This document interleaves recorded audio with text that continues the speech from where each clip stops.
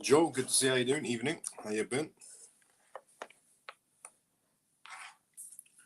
How you doing, Joe? Comatose, good to see you. How you doing? How you been? Scott, good to see you, brother. How you doing? How you been?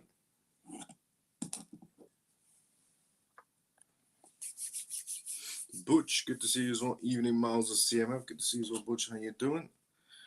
Evening, Miles. Joe Zampo, good to see you as well, brother. How you doing? How you been? Davey, good to see you as well, brother. How you doing? Good evening, Miles, and everyone. Good to see you as well.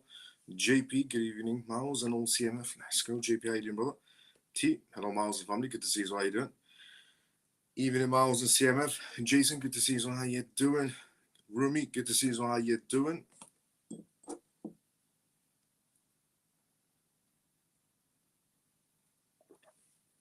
Dennis, good to see you as well. How you doing? How you been? So let's do a little breakdown of what we're going to be going through on tonight's live. What's up, brother Miles? How you, bro? I'm doing great, Bill. How you doing? Free and fair. Good evening, Miles and CMF. Good to see you as well, brother. How you doing? On tonight's episode of the CMF Live, on episode 187, we're at 187 episodes now. We're going to be talking about these topics on tonight's live. So we're going to be talking about the US elections because they're coming up in 2 weeks. So we're getting close to that deadline of who's the next president and what could possibly happen. Now we have some predictions from market makers and predictions essentially from some companies, S&P 500 predictions of what the outcomes could possibly play out for. So we're going to go through that on tonight's live. We're also going to be talking about Michael Saylor on tonight's live as well. Michael Saylor, the co-founder and executive of essentially MicroStrategy, because he has new plans for his Bitcoin holdings. So we're going to talk about that and what his new plans are. We're also going to be talking about the United Kingdom on tonight's live. We're going to talk about the UK stablecoin legislations. Apparently, the UK is going to be having some new laws coming in for crypto assets within a few months.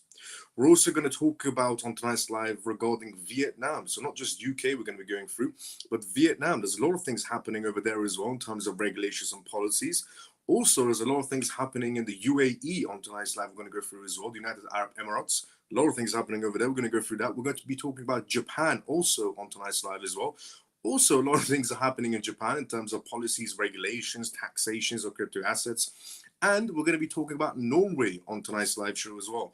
A lot of things happening around the world in different jurisdictions in terms of policies. We're also going to be talking about the Fed, because the Fed has just published their critical little beige book, a document that they essentially released of how the economy is doing inside the United States, was just released. And we're going to go through the bullet points on tonight's live as well, and how could that possibly impact the market space. We're also going to talk about Brics on tonight's live show as well, because the Brics Summit was going on. So we're going to talk about what was discussed, what they're thinking about, what's their next plans, a lot of things to cover on that matter as well. We're also going to be going through the news topic on tonight's live show regarding tokenized treasuries. So US tokenized treasuries, it's reaching all-time highs. We're going to go through that on tonight's live as well. We're also going to be talking about on tonight's live regarding Russia, because apparently Russian banks are struggling to join the CBDC space, and I'll tell you why. Their central bank obviously isn't, but it's the smaller banks, and how that could possibly play out to other banks around the world as well join the CBDC space. We're also going to be talking about a Ripple partner, essentially, BBVA, Turkish bank. We're going to talk about that on tonight's live show as well. We're also going to be talking about another essentially tokenized fund that's joining the XRP ledger as well. Go a little bit more detail on that one as well. So a mixture of news to go through on tonight's live, just as always. We have news to go through regarding many countries in terms of their policies changing and regulations, from Japan to Norway to United Arab Emirates to the UK to Vietnam to the Brics nations. A lot of things to go through on tonight's live. So before we go through any of those news topics, just want to say to everyone, welcome to the CMF Live. This is episode 187 of the CMF Live show. So welcome everyone. If you're watching this for the first time ever, my name is Miles. I'm going to be your host, as I am every single night. And the CMF stands for Crypto Miles Family.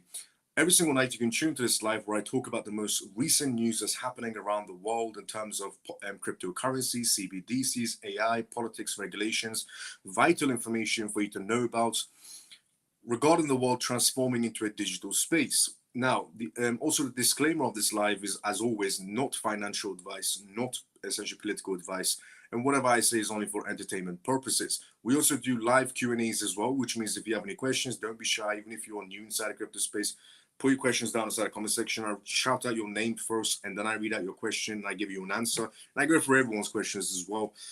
So, welcome to the CMF Live. If you're watching us for the first time ever, and if you're regular, let's go CMF. By the way, thank you so much to everyone from the CMF that's retweeting this live right now. I'm getting notifications right at the beginning of the live on X. Thanks so much to everyone on X who's retweeting this live right now, who's liking this and putting a comment outside the video. I'm getting notifications. So thanks so much to everyone on YouTube who's putting a like on the video already as well. So, let's get into today's live. Before we go for the first news, which is regarding the US elections, let's go through the comment section first, and then we go for the first news. Let's see where we were at. We were at here. Yes, Scott, let's go. How you doing? What's up, brother Miles? Bill, good to see you. How you doing? Free and Feather, good to see you. How you doing? Evening. Good news today. Is it good time to buy XRP now or wait? It's cheap, is what I would say.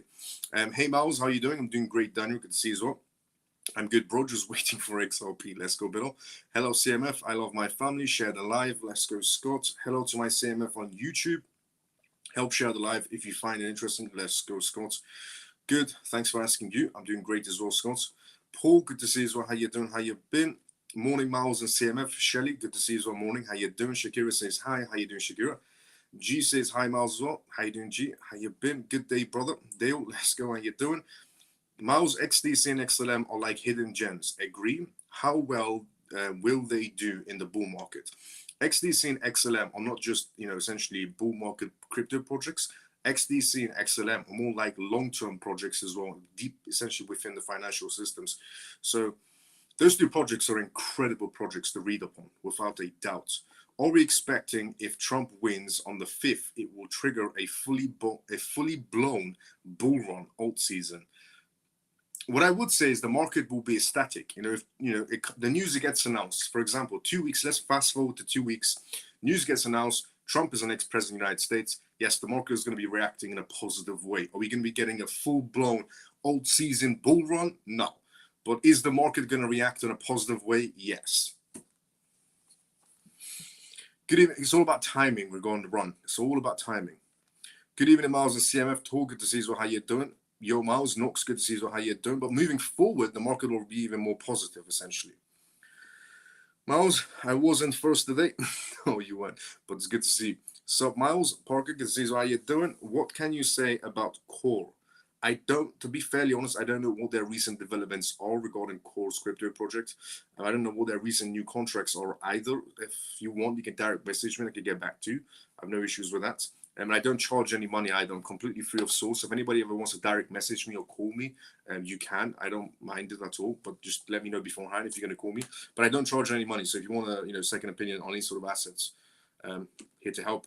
Good evening, Miles and CMF. Orphan, good to see you. How you doing? What did Tesla do with their bitcoins? Nothing, as far as I'm aware. If Trump wins, will the case settlements between Ripple and SEC? Yes. So if Trump wins, the news is going around that the SEC will slow down the essentially interrogation on the crypto space, and that the Ripple case will get tossed out. Now, if Trump wins, then yes, the Ripple case will essentially come to an end because he's going to be replacing Gary Gensler, as he said. However, it's not going to be Trump wins and Trump calls the Supreme Court or the Second Circuit and says, toss out the Ripple case. It's not going to be like that. It's going to be also working within the law frames. So Trump wins, he fires Gary Gensler, a new SEC chairman is chosen, and then slowly that case essentially dies out. It's not, Trump makes a phone call to the Second Supreme Court and says, drop the Ripple case. It's not the movies, it's real life, but yes, it will come to an end. Miles is free, always has been. I'm an OG and a witness to that. Let's go, Scott. Now, US elections is what we're going to be talking about now. So if Trump wins in November, the case next month over, or will it be later, brother? It could be later, it could be in November as well. You never know. Depends on how fast he moves on firing Gary Gensler and who replaces him fast enough. Is all that matters as well. But either way, he wins, he's out. Case, is going to be coming to an end. Now, US elections. Big day coming up soon. US elections are only 2 weeks away. An analysis company shares what to expect in Bitcoin and Ethereum and crypto in general until the election. Cryptocurrency analytic firm QCP Capital has released its latest market assessment document. highlighting a report highlighting the significant impact of the upcoming US elections on financial markets. With just 2 weeks until the election, the firm noted that former President Donald Trump has gained momentum over Vice President Kamala Harris in prediction markets, with key states now leaning Republican. Instead, that shift is promoting markets to price in a possibility of Trump's presidency. If the markets, as I said, if the markets are pricing in Trump winning the election, then they already know what's going to be happening next, which is positiveness. This also was discussed on Bloomberg as well. QCP Capital noted that the discussions around increased tariffs and potential tax cuts under the Trump administration have fueled a rally in the US dollar and US bond yields and have risen. The benchmark 2-year essentially US Treasury yield has once again breached the 4% mark. In this context, essentially, Bitcoin has gained an upward momentum benefiting from Trump's relatively crypto-friendly stance. Given Trump's more crypto-friendly stance, it's no surprise that Bitcoin is also trading higher in terms of QCP Capital said. The firm noted that Bitcoin's recent push towards $69,000 was supported by a record of $40.5 billion in open interest on exchanges with futures contracts. In broader markets, the S&P 500 continues to edge towards an all-time highs on optimisms surrounding an economic growth. Even the markets, the stock market, the S&P 500, the crypto markets, they're all rallying towards the edge because they're all pricing in Trump wins, market reacts in a positive way. QCP Capital said the market expects 1.5 centimeter rate cut in 2024, reflecting continued growth hopes aimed at stronger than expected US labor market moving forward. All eyes are on the next Friday's non-farm payrolls report coming out, which QCP Capital describes as a key event in shaping the market expectations. As a final NFP report before the Fed meeting coming up, it is expected to play a critical role in determining the Fed's stance on interest rates. QCP Capital noted that the cryptocurrency market is closely monitoring these important events coming up, adding that Bitcoin, Ethereum, and cryptocurrencies remain well supported by the employment data release and potential upside ahead of the elections coming up. So, according to this analytic firm that's just released their reports, on 2 weeks we're going to be seeing something amazing happening inside the crypto space. What they have reported is there's some truth to it, without a doubt. Not some truth, a lot of truth to it, to be fairly honest. Because if essentially yesterday there was somebody on Bloomberg, not yesterday, day before yesterday, there was a hedge fund billionaire on Bloomberg who was having a conversation and saying the entire Wall Street has pretty much priced in Trump winning the presidency, and that Wall Street is ready for a positive outcome to come. Essentially, it gets announced, Trump, next president of the United States, and then Wall Street has already priced in, the market's going to react in a positive way. The stock market is waiting for Trump to become president so he can start going on the upscale. The crypto market is on the edge also, waiting for Trump to become president so he can go on the upscale as well. It seems like everybody on Wall Street and everybody inside the crypto space, everybody who understands the market space, wants Kamala and Biden out of the picture and want to put Trump in the picture so we can move forward and forget what just happened in the last 4 years. That looks of it. Now, so what they have said essentially is factual. And what they have said essentially, Wall Street on the edge, crypto market on the edge, is factual. Even on Bloomberg, when they did the interview 2 nights ago, that's what they're saying on Wall Street as well. On Wall Street, they've already priced in Trump winning. Now, moving off the essentially US report that just came out to Michael Saylor. Michael Saylor is the co-founder and executive, essentially, of MicroStrategy. It was the first original Bitcoin ETF, you could say, inside the United States. If you bought MSTR stock, you technically owned some sort of a Bitcoin ETF. But it seems like Michael Saylor is changing his mind. He doesn't want to become some corporate billionaire. He wants to give back to the community. So Michael Saylor, who's been buying non-stop Bitcoins, and at one point was, those rumors going around inside of Wall Street that Michael Saylor is going to be creating some sort of a Bitcoin bank. It seems like Michael Saylor is not aiming for some corporate greed. He's actually aiming for saving humanity using Bitcoin. So we're going to go through that. But before we go through that, let's go inside the comment section first. Before we go through that, let's see what's going on. By the way, this is a live as well, so if you do have any questions or any comments, put them down in the comment section. Don't be shy. I read everyone's. I shout out your name and then read out your comment. I'm reading everyone's comments. So let's see where we are. I was here. So if Trump wins in November, the case. No, I read that one already. Okay, we were here. We pray for Trump to save us from the economic crisis Sleepy Joe has caused. I agree, Hats. I'm with you. And facts. Hi, Miles and CMF watching Trump rally while watching you, lol. Let's go, Stormy. Hello, my friends. Mom, good to see you. How you doing? Do you think after Trump is president, the case will end directly or later in the months? Later in the months. But what we do know is it's going to be ending. That's what matters all. Hello, Miles and family. Good to see you as well. How you doing, Lena? How you been? When will be the end of the voting? Not that far off. 2 weeks' time. Hello, Miles and family. Lena, good to see you. How you doing? No, I'm not going to read that one. Nigeria drops the charges against Binance executives. I read that somewhere, that there are congressmen right now trying to get the Binance executives out of Nigerian prison. Seems like woke are getting awaked. Yeah. It seems like that woke mentality is starting to disappear, which is good, finally. And the world could go back to normal. Honestly, the world can go back to normal, finally. People say normal is boring. I'll be honest, normal is better. Because the world was starting to go a very weird direction. I'm not going to get into the details of how weird the world was going in that direction, but the world was going through a very weird direction. And it's good to see we're coming back to normal. With Trump coming into power and bringing back the normalities. Because people say normal is boring, but trust me, in this instance, normal is better than everything else. Because the world was going through a very weird direction. Even the Miles and CMF peeps, Semper, good to see you. How you doing? But yeah, I agree, Davey. Evenings, any ACH news? No ACH news so far, no. Good evening, everyone. How is it going, Miles? It's going great. Callie, good to see you. How you doing? How you been? Funky brother, good to see you. How you doing? What have I missed so far? We just went through one news regarding the US reports. Miles, why are the markets doing so much? We're going to go through that on the market matter as well. Miles, I need the uplifting news. We're going to get to uplifting news as well. We want normal. Let's go. Facts. Now, Michael Saylor. Michael Saylor plans to donate his Bitcoin wealth to aid humanity. So Michael Saylor was, essentially known for in Wall Street to be some sort of a corporate head of creating a Bitcoin bank and so on, and greed and power. It seems like Michael Saylor has a different play going on. He wants to, essentially use the Bitcoin that he keeps on buying non-stop to save humanity.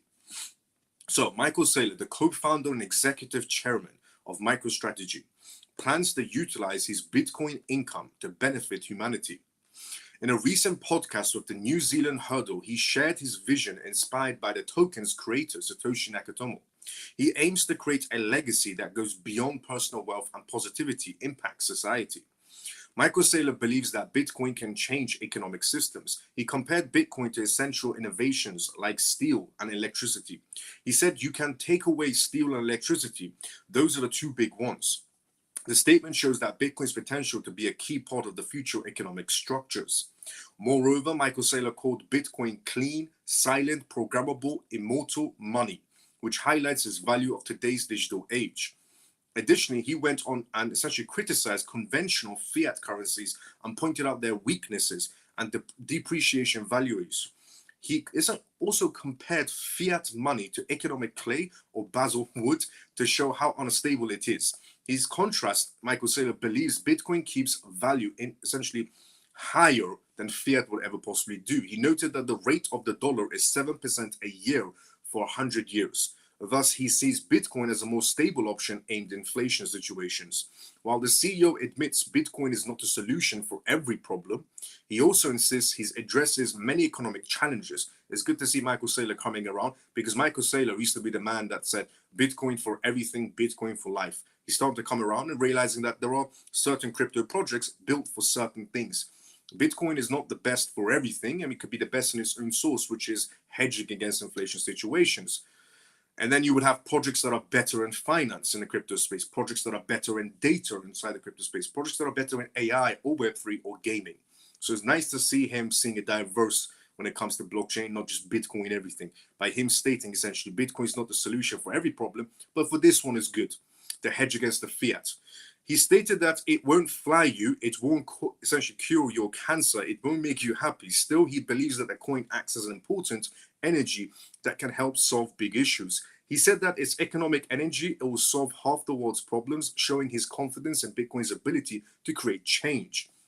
Since then, he has raised billions through capital markets to increase its holdings. Now, MicroStrategy owns 252,200 Bitcoins, which is about 1.2% of Bitcoin's total supply of 21 million coins. This reserve is essentially worth roughly $16.9 billion, making MicroStrategy the largest corporate holder of Bitcoin worldwide. MicroStrategy owns 1.2% of the entire Bitcoin supply.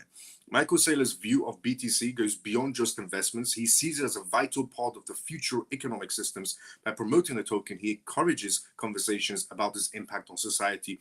His plan to donate his Bitcoin wealth shows commitment to sharing his benefits with future generations. So, Michael Saylor, a billionaire, is going to be sharing his wealth, in his words. He's going to be sharing his Bitcoin to save humanity. He's not going to become some corporate greedhead by the looks of it.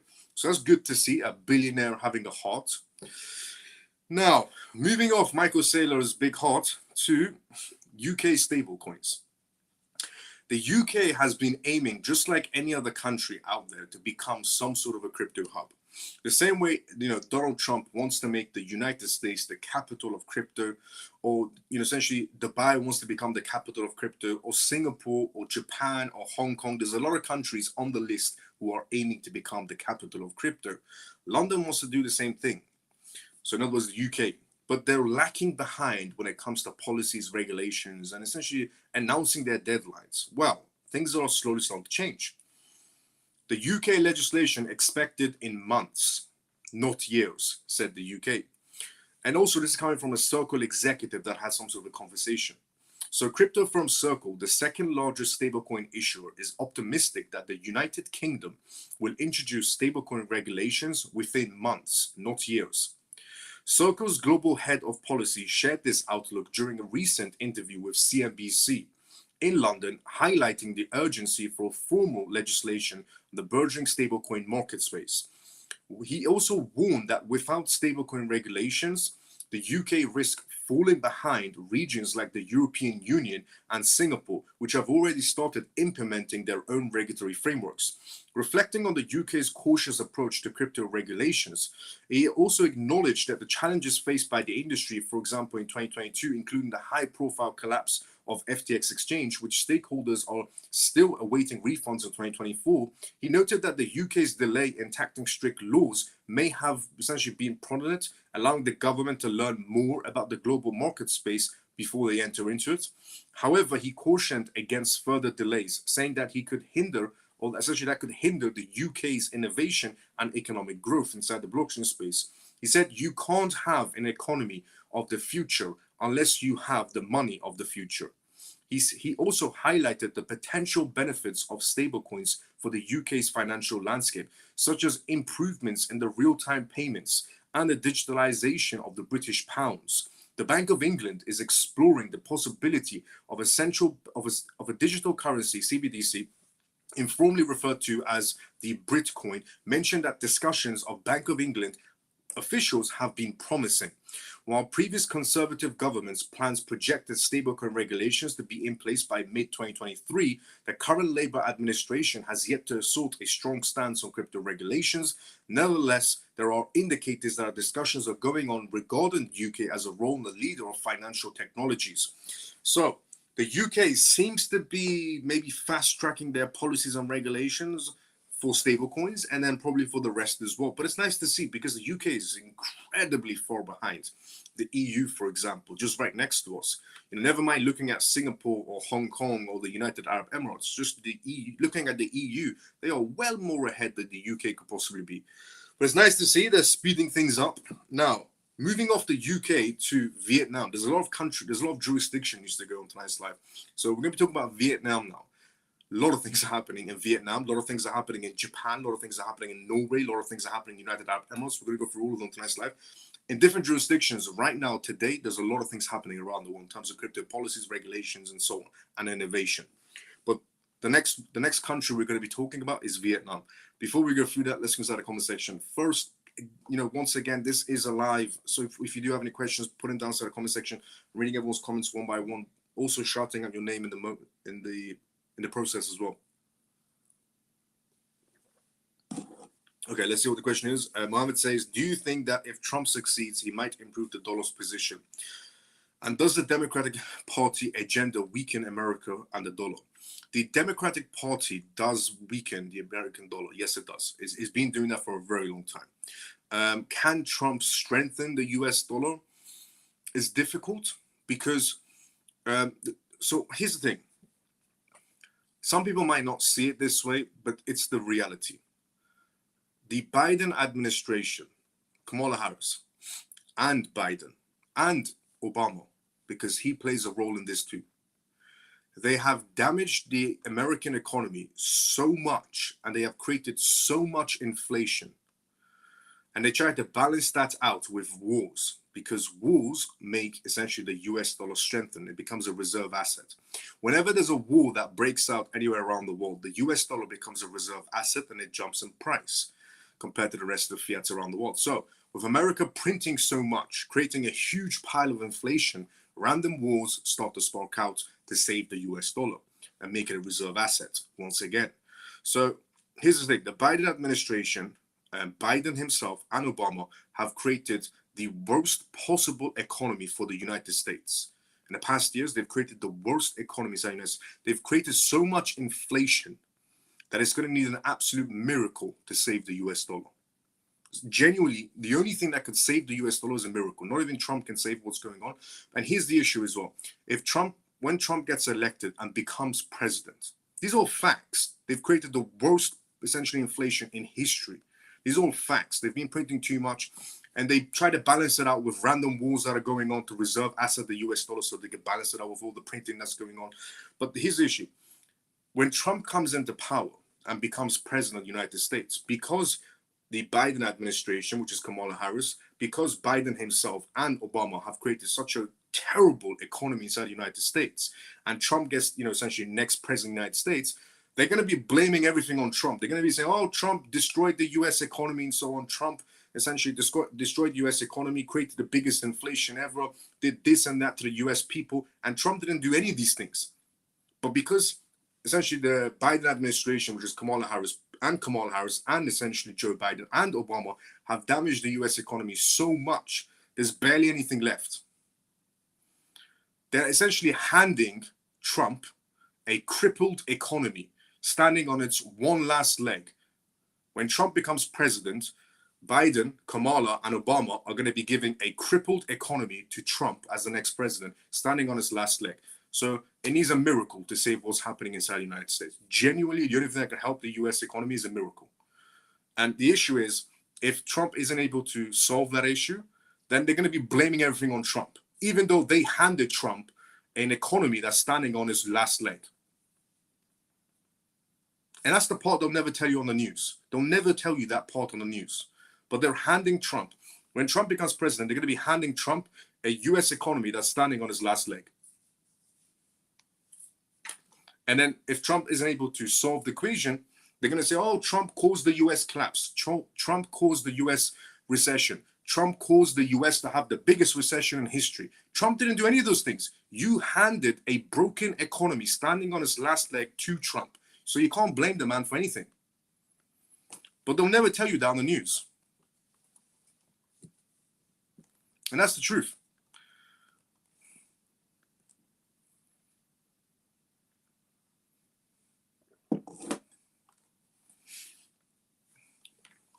Good evening, Miles and CMF, Bull XRP. Let's go. How you doing?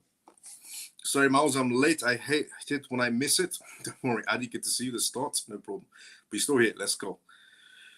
Like ICP, let's go. Love for Beauties. It's an interesting project, I would say. ICP, interesting project. Michael Saylor's Tax Heart, lol, Tax Heart.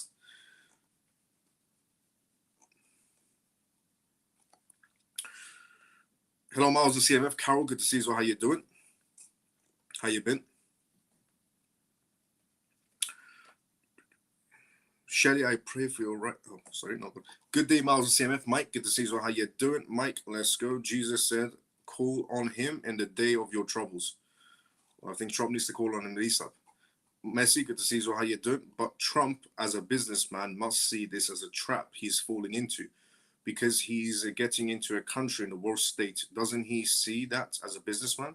He does. But Trump, even though Trump, essentially sees, the US as a crippling economy, and he wants to fix it. That's the thing. He wants to fix it. He has a big heart. Trump has a big heart, and he wants to fix the US economy by all means possible. And I believe in the man. And I know that, he could possibly do it, but genuinely he needs a miracle. Genuinely needs a miracle. But he has a big heart, and he wants to, give back to his country and help his country out. So I respect any man to take up that challenge. To take up the challenge of the mess left behind by these three morons, Obama and essentially the Kamala Harris and Sleepy Joe, by these three stooges, handing a crippled economy, standing on its last leg to Trump and saying, here you go. So it takes genuinely a miracle, but you got to give it to Trump, trying to take that and try to bring it back. Because most people wouldn't touch that crippling economy. And the ones that are from, essentially Kamala Harris, if I'm saying most people wouldn't touch that crippling economy, the only reason Kamala Harris wants to become essentially president of the United States is because she wants to milk that country even more dry.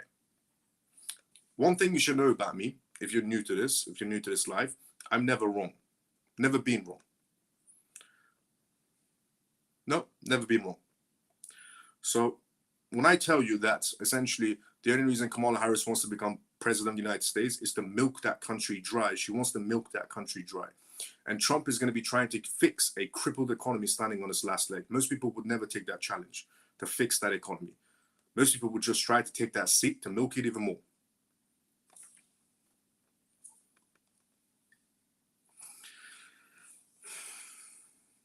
But, I have all the faith in that man. All the faith in that man, Trump, that he can bring it around. But it's definitely on its last leg. Do you see Bitcoin as a store of value? What's your take on Bitcoin? Do you see it as an outdated technology? Do I see, actually, voted today for the Trumpster, let's go Semper. Do you see Bitcoin as a store of value? Do I see Bitcoin as a store of value? Yes. And your question has two parts. So your next part is, what's your take on Bitcoin? Do you see it as an outdated technology? Okay. Do I see Bitcoin as a store of value? Yes, now. The reason why I say Bitcoin is a store of value now is because the reason why you're never going to be seeing $15,000 Bitcoins or $5,000 Bitcoins or $10,000 Bitcoins ever again is because you have too many corporations right now holding Bitcoins. You have too many Bitcoin ETFs. BlackRock is holding the biggest Bitcoin ETF possible to date. We have pension funds in Bitcoin ETFs right now. We have pension funds in Bitcoins directly themselves. So that's the reason you'll never see $10,000 Bitcoins or $5,000 Bitcoins or $20,000 Bitcoins ever again, because of the corporate side. So I do see it as a store of value because the corporate side, the corporates, the mega corporations that everybody hates, are the ones that have just saved Bitcoin's ass. In the most basic, the most simplest way I can say, the corporate section has basically saved Bitcoin's ass from ever dropping ever again. And it's because I'm not the only one saying this. Eric, who's a Bloomberg ETF specialist, analyst, and everybody listens to Bloomberg like it's gospel in Wall Street. Even he mentioned that the reason why Bitcoin is not going to be, seeing anytime soon ever lows again is because the corporate section, the mega corporations that everybody hates, are the ones that have just saved Bitcoin's life. And in his words, actually, were us as well, in his own tweets. But anyways, so do I see essentially, Bitcoin as a store of value? Yes, now, definitely do. Do I also see Bitcoin as an outdated technology? Yes and no. Is Bitcoin outdated technology? It's genuinely a yes or no question. So is the technology itself outdated? Yes. But there are companies out there who are trying to bring Bitcoin back to life by creating layer 2s and layer 1s on Bitcoin, by trying to do something on the chain to make it faster and so on.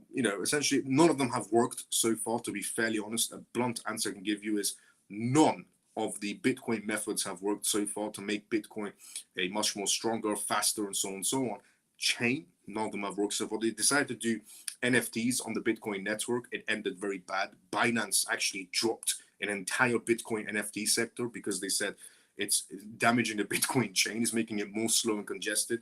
Forget about Bitcoin NFTs. Binance dropped that entire platform. And then they tried essentially doing meme coins on Bitcoin, which ended really bad as well, just created more congestion on the Bitcoin network. And then they tried to do Bitcoin Lightning networks, which worked for a time period, and they're still going back and forth and trying to fix that issue as well. But they're trying to bring it back to life, is what I'm trying to say. So do I see Bitcoin as a store of value? Yes. Do I see Bitcoin as outdated technology? Yes and no. It's outdated, but they're trying to bring it back to life. And on the matter of, what's my take on Bitcoin? It was originally created to essentially hedge against inflation. It hasn't done the job correctly so far, mainly because, when there was a war that broke out in essentially Russia, in the first war, Russia and Ukraine, when the Russian and Ukraine war broke out, Bitcoin didn't react in a positive way, but the US dollar did, and so did gold.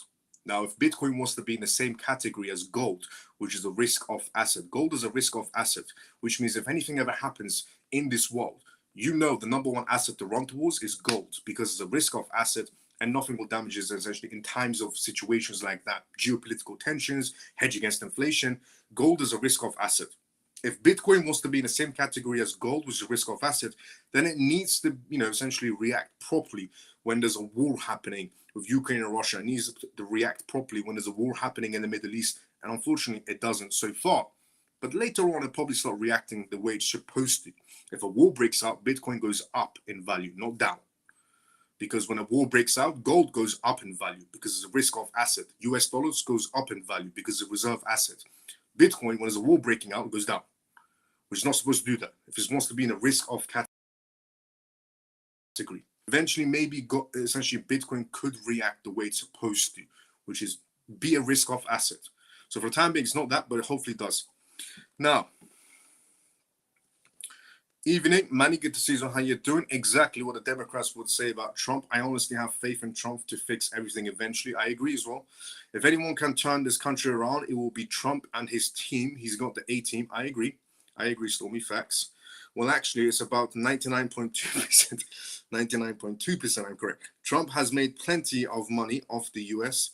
Miles, come on, man. You make the man walk on water. I believe in Jesus. I don't make Trump walk on water.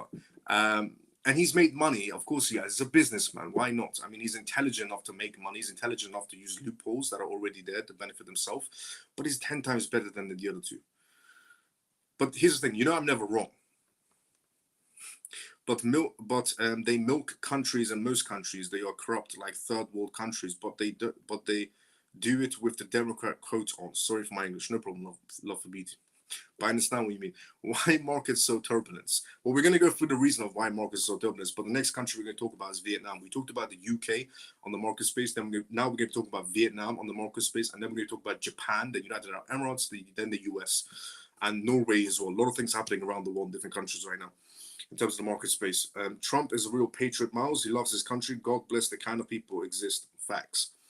He really does. Trump loves the US and his citizens. He's grown so much and he's evolved into a gem. I believe so as well. Stormy. Facts. Will Brics use XRP Ledger soon? Well, we have to see. There was one PDF documentation that does prove that XRP Ledger was used in the PDF documentation with the Central Bank of Russia, which is where the meeting was held right now. The president of essentially the Brics Summit is Putin as well right now. Absolutely correct, Miles. Bitcoin will be the next gold in the financial markets in the near future. You never know what the gap. Facts. Greetings, Miles and CMF. Hope all is well. Ray, good to see you. How you doing? How you been, brother? I feel that in the eyes, Stormy as well. Let's go. You think soon will XRP immune? What I would say is consider variable change. But Trump wins, good things are on the way. Kamala wins, everybody pray.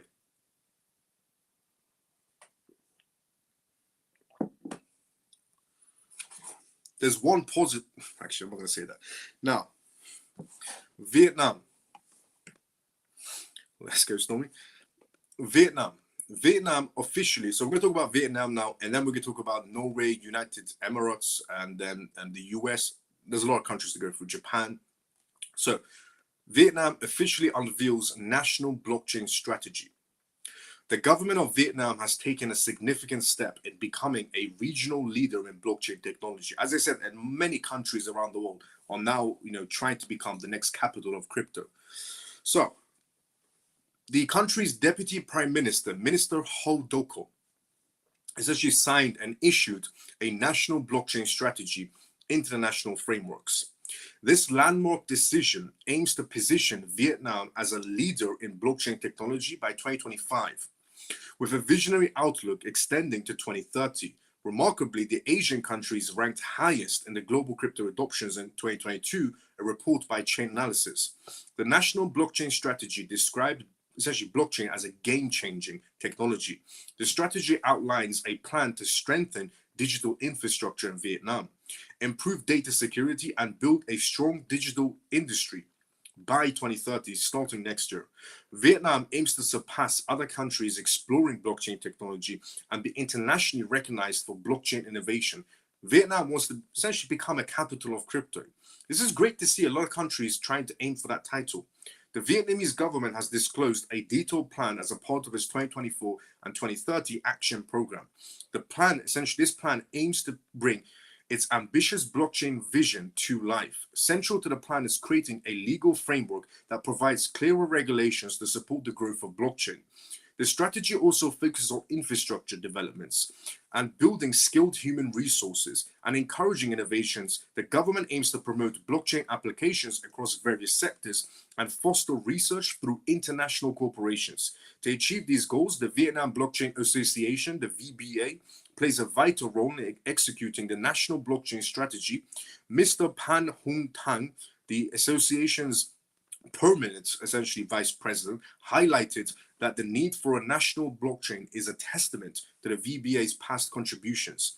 He mentioned that it shows the association's commitments to nurturing Vietnam's burgeoning blockchain sector, and furthermore, the VBA seeks to foster collaborations among local digital technology enterprises.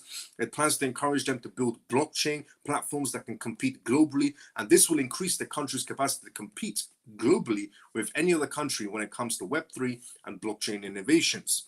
And the Vietnamese government is working to create laws for digital assets, and this is important because it officially recognizes digital assets as valuable and legally protected items. This move marks a significant milestone and emphasizes the government's commitment to creating a secure and regulated environment for blockchain-based innovations. The government also recognizes the need for a robust legal framework to combat illegal activities such as money washing and illicit activities. The government hopes that by establishing these laws, Vietnam can improve its financial reputation. Importantly, the country's hopes to be removed from the Financial Action Task Force, grey listed by May 2025. Since Vietnam has added a grey list in June by the VBA and has actually been actively working and involved in helping creating new laws. So Vietnam now officially sees cryptocurrencies as, you could say, legal tender, because they're bringing out regulations. They're very pro, essentially, blockchain technology. They want to become a capital of blockchain when it comes to it. This is incredible to see, because Vietnam was a country that, essentially did some testings back in 2022, but went very silent. And now they've come back, made a huge announcement today, say they want to become a capital of crypto, compete globally with everyone around them in different countries. They want to bring out crypto laws and regulations and policies. They want to essentially bring so much innovation into the country, fund blockchain projects. They want everybody inside the country to build on blockchain chains and so on. So amazing to see, and even see crypto as a legal tender. So incredible to see what's happening in Vietnam. Now, moving off the UK and Vietnam to the UAE, the United Arab Emirates, which is also establishing itself as a crypto hub. As I told you, there's a lot of things happening in different countries today. But before we go through that news, let's go inside the comment section. Once again, this is a live, so which means if you have any questions, put them down inside the comment section. I'm reading everyone's comments one by one.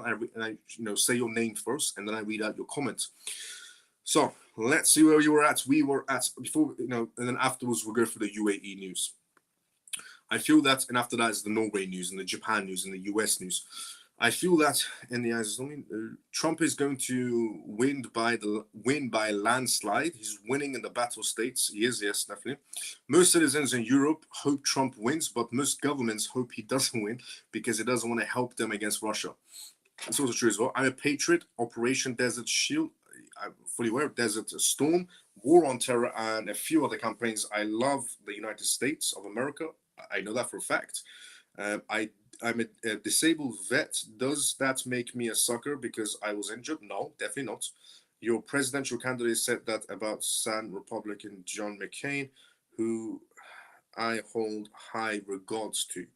I don't care who wins the election. I want somebody who will represent me, and neither has done that to this point. I will openly say, as I did last week, I voted for Kamala Harris. Yes, I know, Scott, you voted for Kamala Harris, and I said, you're still within the CMF no matter what, and you're not a sucker for, essentially being a disabled vet in any sort of a way at all.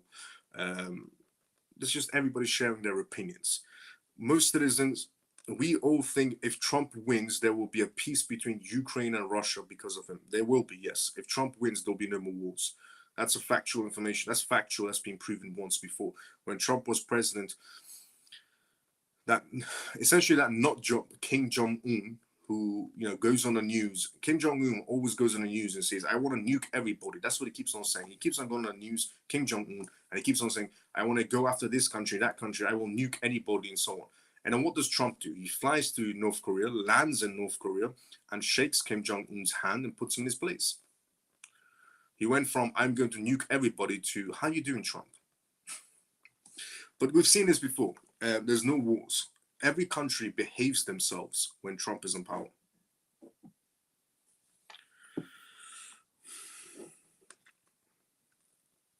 I like the former governor of Ohio, a Republican, and I would have voted for him if he had run for office. Let's go. Kamala has done more damage than saying something wrong. She has sided with a corrupt bank that was involved with trafficking. She brought an abortion trailer to a rally. She abandoned the American people and sent billions to foreign countries without helping us. She's evil. I agree on that as well. 100% facts. Kamala has not helped the US economy, not helped the US people. She's a disbeliever of God. She looks like a Satan, essentially, worshipper in the simplest way. She doesn't care about the 320,000 missing children at the border. There's a lot of things that Kamala has done incredibly wrong. And what more could you possibly say? I agree with Stormy as well. Facts.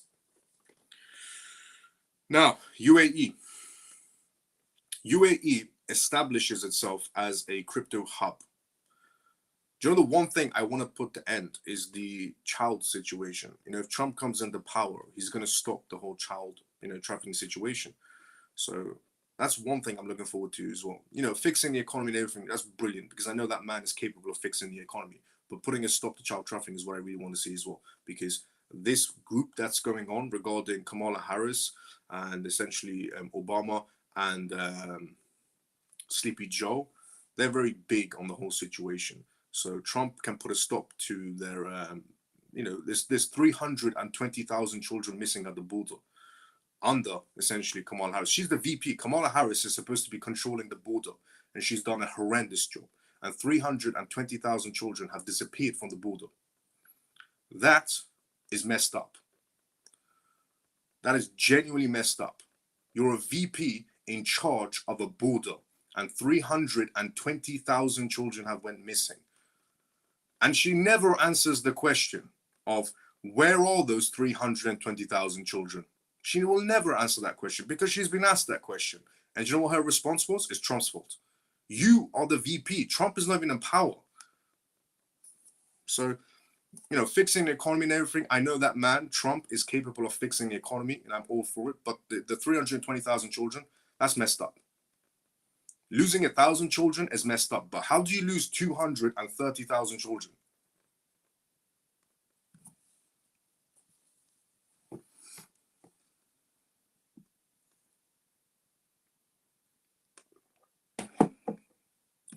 UAE establishments itself as a crypto hub. Ryan Taylor from essentially Breven Howard, a prominent hedge fund managing $35 billion in assets, emphasized the United Arab Emirates, UAE, proactive stance on cryptocurrency regulation. So moving off Trump, and we're going to be talking about the UAE now. Moving off the Trump, talking about the UAE, we're going to come back to politics because we're going to go for the US news. But for now, we're going to move to the UAE. So Ryan Taylor from Breven Howard, a prominent hedge fund essentially managing $35 billion in assets, emphasized the United Arab Emirates' proactive stance on cryptocurrency regulations. Speaking at a essentially AMM conference in Dubai, he highlighted how this approach has positioned the UAE as a significant center for crypto transactions. The UAE regulators aim to foster a thriving environment for cryptocurrencies. Taylor also noted that these policies are designed to encourage growth within the sector. The UAE is well more ahead than any other country, you could say, but Singapore is also on that list as well, and so is Hong Kong. The UAE is recognized for its favorable regulation frameworks compared to other regions. Brandon Robinson from JP Morgan Asset Management essentially confirmed that many crypto businesses are relocating there to essentially avoid the uncertainty and potential legal issues prevalent in the US. This shift is largely due to the US's lack of clear and comprehensive regulations for cryptocurrencies. It is true, a lot of US firms, blockchain companies, have left the US to go inside the UAE because it's more favorable there to be a blockchain company. Jonathan from the Dubai International Financial Center Authority echoed these sentiments that a lot of US companies are leaving the US and joining the UAE and going into Dubai, stating that while regulations may be strict, they are crafted to support the industry. Key points include the presence of 65 hedge funds in Dubai, expected to grow to 70 soon. A stable regulatory environment that attracts more investors. The UAE's position as a potential leader in the region crypto market space. The UAE's supportive regulatory approach is a vital component for its ambitions to become a leading player inside the global cryptocurrency landscape, making it a key destination for crypto enthusiasms and essentially companies alike. The UAE is well more ahead than essentially most countries around the world. Dubai has so many policies going on. In Dubai, people can get essentially their wages paid out from any company in cryptocurrencies, and this only happened because one man was supposed to be paid, his wages in crypto, but Dubai didn't have any laws or any sort of policies for getting your wages in cryptocurrencies. So there was a company that was supposed to pay this man, and this man didn't get paid. So what does he do? He takes this company to court in Dubai, and he says, the company promised me to pay my wages in crypto. They haven't paid me in crypto because they're saying there's no laws in Dubai that we can pay you in crypto. So what does the court do? Makes the company pay that man his wages in crypto, and then creates a law that anybody can be paid in cryptocurrencies when it comes to the wages. That court scene will never play out inside the United States with Gary Gensler in position of power. The SEC chairman, essentially defending somebody inside the crypto space, that's never going to be happening in a million years. This is one of the reasons Gary Gensler needs to be fired ASAP. But honestly, the UAE is well ahead of everybody else. Now, moving off the UAE to Japan. Japan's digital future is what we're going to talk about next. But before we talk about that, let's go inside the comment section first. But Japan is next. So we talked about the UK, we talked about Vietnam, we talked about the UAE. Now we're going to talk about Japan, and then we're going to be talking about essentially Norway and then the US. A lot of country needs to go through. Let's see where we are inside the comment section.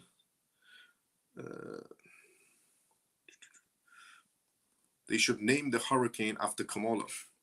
They should. Kamala. The bank was JP Morgan. Look it up. Yeah, it was.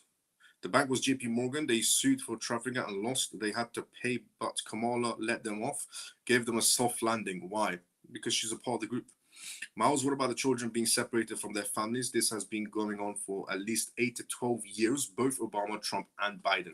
It is true, but look at the numbers between them. Look at the numbers when essentially Obama was in power. Look at the numbers when Trump was in power. Look at the numbers when Biden is in power. Big difference in the numbers.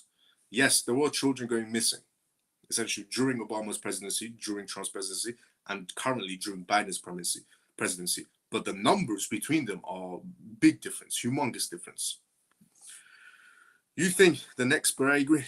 Your next period stating for Burn ladders. You might want to elaborate on that one. All of the politicians lie. I agree, 100%. All politicians lie. Factual information on that point. I agree with you, Scott. All politicians lie. We are left to defend them, and we are left to defend them among ourselves. I agree as well. Facts. What Scott has said. Yeah, I agree. I agree with both of you, Stormy and Scott, because you're both making valid points. Scott, I think he is the man who represents you, because he spoke in his speech in North Carolina all the time for US Army, how he needs to fix it, and he spoke a lot about Afghanistan, embarrassing of US. He did, that's facts as well. Trump did speak about that. It's crazy. It is, Shelley, absolutely. Okay. Evening, Miles and peeps. How is everyone? Is well tonight? Let's go, Stephen. How you doing, brother? I'm doing great. How you been? Veteran here. Operation Iraq, Freedom 2007. All Americans' wars since World War II, including World War II, were bankers' wars. Yes, they were. All the wars, World War I, World War II, they're all bankers' wars. That's facts. The banks were feeding both sides of the war. They couldn't care less who wins the war because the bank will still exist. From Vietnam to the Middle East, America is for profit corporations, facts, no emotions. Also facts as well. Here's the thing. When it comes to any war, it's got nothing to do with freedom. War has nothing to do with freedom. It's profits. If there is a war, then the reason behind it is profit. Full stop. It's not about freedom. It's not about anything else. If there's a war happening, it's about profit. No profit, no war. This is why I say World War III is, off the verge of happening, because there's no profit whatsoever. No profit, no war. If there's profit, then there's a war. Hey, mate, Dubai is not daft. They know where the money is. Facts, what Adi said as well. Hi, Miles. Golden, good to see you. How you doing? All love CMF. Definitely all love. Let's go. Japan, Jasmine. Let's go, Golden. Japan, Jasmine, yeah, facts. Many say no bull run this time. Is this fact? No. A lot of people just talk out of the, does the numbers matter or that is happening? The numbers matter. That is happening also matters as well, but the numbers also matter as well. We can't put the numbers to a side. Here's the thing. Does the numbers matter or that is happening? They're both genuine questions. It doesn't matter that, essentially, you're trying to say, child trafficking that's going on. So the 320,000 children that disappeared at the border, does the numbers matter? Yes, the numbers matter. And that is happening also matters too. They both matter.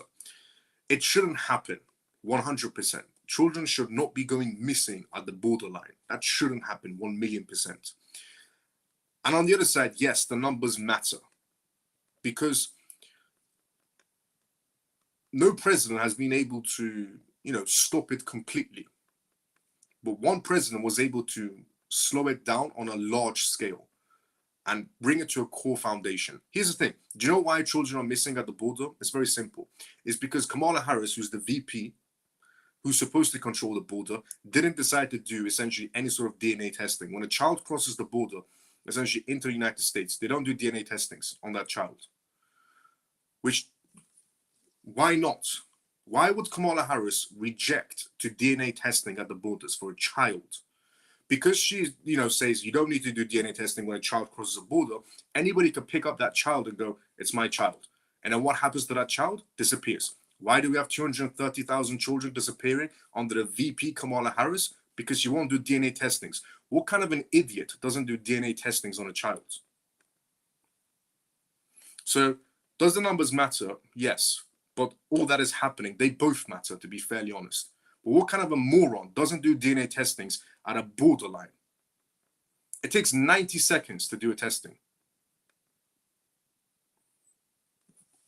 To show that that is that parent, and that parent can take their child. But anyone could just come up and go, yep, that's my child. And that is why we have 230,000 children disappearing. That's messed up. She won't do DNA testings. There's no way anybody can defend that. And that is not a lie. That's factual. It's not a lie from the news companies or media companies. That's factual. You can't defend that in any sort of a way. Why would you not do DNA testings? It takes 90 seconds to show if that child belongs to that parent before you hand off that child. It takes 90 seconds. She rejects a 90-second DNA testing, which resulted to 230,000 children disappearing. That's messed up. That's genuinely messed up. I'm not saying you're defending her in any sort of way, Scott. I'm not saying you're defending her in any sort of way. But on your question of, does that number essentially matter or is it happening? Both of them matter. I'm not saying you're defending in any way whatsoever. But that's messed up.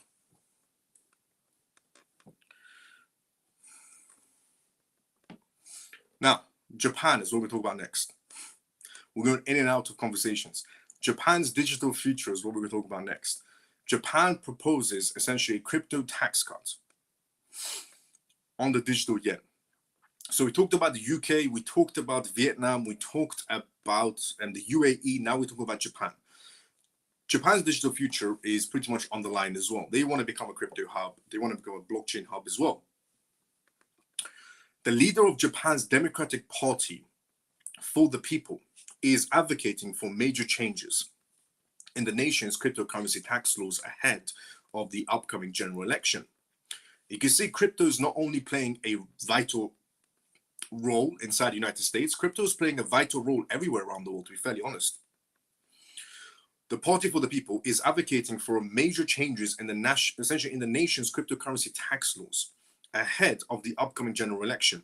His plan focuses on positioning Japan as a leader in the Web3 space by promoting regulations that favor investors. As the nation gears up for elections, Tameki, which is essentially the leader of that party, has become a key figure in essentially pushing for separate tax categories for cryptocurrency assets, proposing a fixed 20% rate. This proposal marks a significant shift from the current system, where crypto gains are classified as essentially income.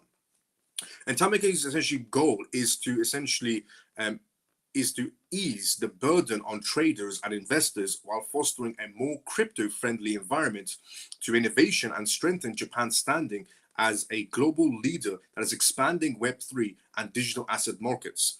In addition to the next tax rate cuts, his party has proposed several initiatives, essentially, such as eliminating taxes in Japan on crypto-to-crypto exchanges and allowing investors to carry over losses for 3 years to offset future profits. Another significant change would be raising the leverage limit in cryptocurrency tradings to 2x to 10x. Japan is thinking about getting rid of crypto taxes to compete with Dubai, for example, or Kuwait, or Bahrain, or Saudi Arabia. By backing these reforms, Tameki's party aims to provide a more flexible and financial incentives for both individuals and companies involved in Japan involving cryptocurrency ecosystems. The party is also in favor of introducing cryptocurrency ETFs and exploring the conversion of the yen into electronic currencies, aligning with the global shift towards digital currencies. Moreover, Tameki's reforms include the issuance of regional digital currencies by local governments. These currencies are intended to help essentially struggling local economies integrate into new technologies, further demonstrating Tameki's essentially forward-thinking approach to Japan's digital future. Tameki's envision essentially a crypto-friendly regulatory framework that can attract global investments while fostering a more competitive, innovation-driven economy. His proposals mark a significant transformation in how Japan approaches the regulation and adoption of digital assets and cryptocurrencies. So Japan is, one particular party, not not everybody in the Japanese government is thinking about doing zero taxes for a time period, but one particular party who wants to get all the votes in, the Democratic Party in Japan. And they're saying, if you vote for us, no crypto taxes for about 2 to 3 years, do whatever you want on crypto to crypto transfers. If you buy and sell cryptocurrencies, you're paying taxes. But if you start doing crypto transfers to other people, there's no taxes in between, which there shouldn't be anyways. But that's essentially what they're saying. But it's nice to see, crypto playing a vital role, not just in the US politics, but in politics in general worldwide, where you have, parties in Japan, the Democratic Party and so on, in Japan, trying to get elected for crypto regulations and so on. So it's amazing to see because, crypto never played such a big role where now it's playing in the vote seasons. Now, moving off Japan to Norway. So we talked about the UK, we talked about the UAE, we talked about Vietnam, we talked about Japan, and now we're going to talk about Norway. Next is the US. But before we go through Norway's news regarding CBDCs, let's go inside the comment section first.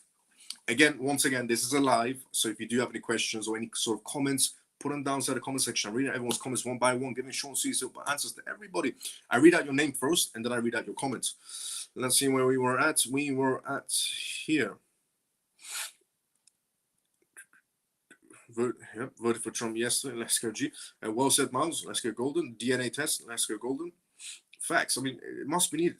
Trump also invoked policies for trafficking. Biden and Harris demolished them and cancelled them out. Oh, that's true as well. you have to ask yourself, why would a president remove policies that help victims of trafficking in his second day in office? Biden was also identified in the case as one of the customers of one of the traffickers.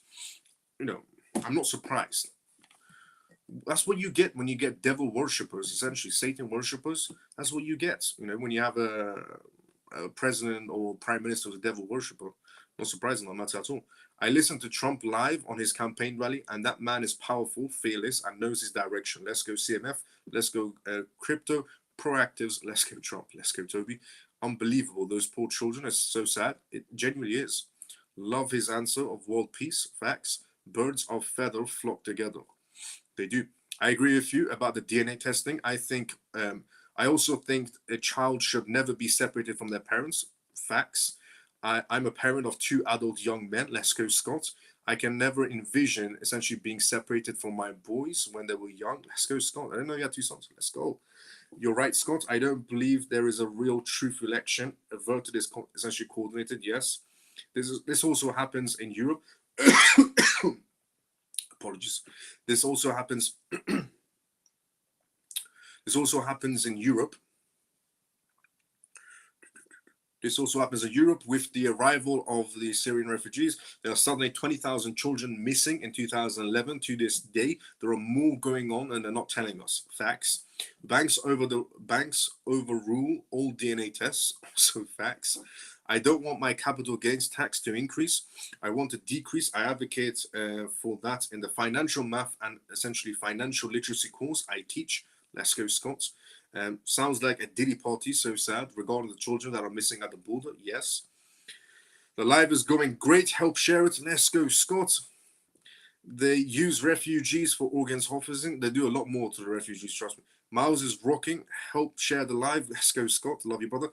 I wonder who makes the count and statistics. Missing children or people that essentially can't put an end by finding their monstrous sources where it began. Let's go, Stephen. Facts. ZBNC any good? ZBNC. Direct message me. Let me take a look into it. I know fact they use refugees and military for organs. Let's go, CMF. Keep up the good work, Miles. Let's go. Ray, thank you so much for a $2 donation, but I'm going straight towards starting up the CMF hedge fund. Absolutely amazing. Thank you so much for a $2 donation on YouTube. Absolutely amazing. Thank you.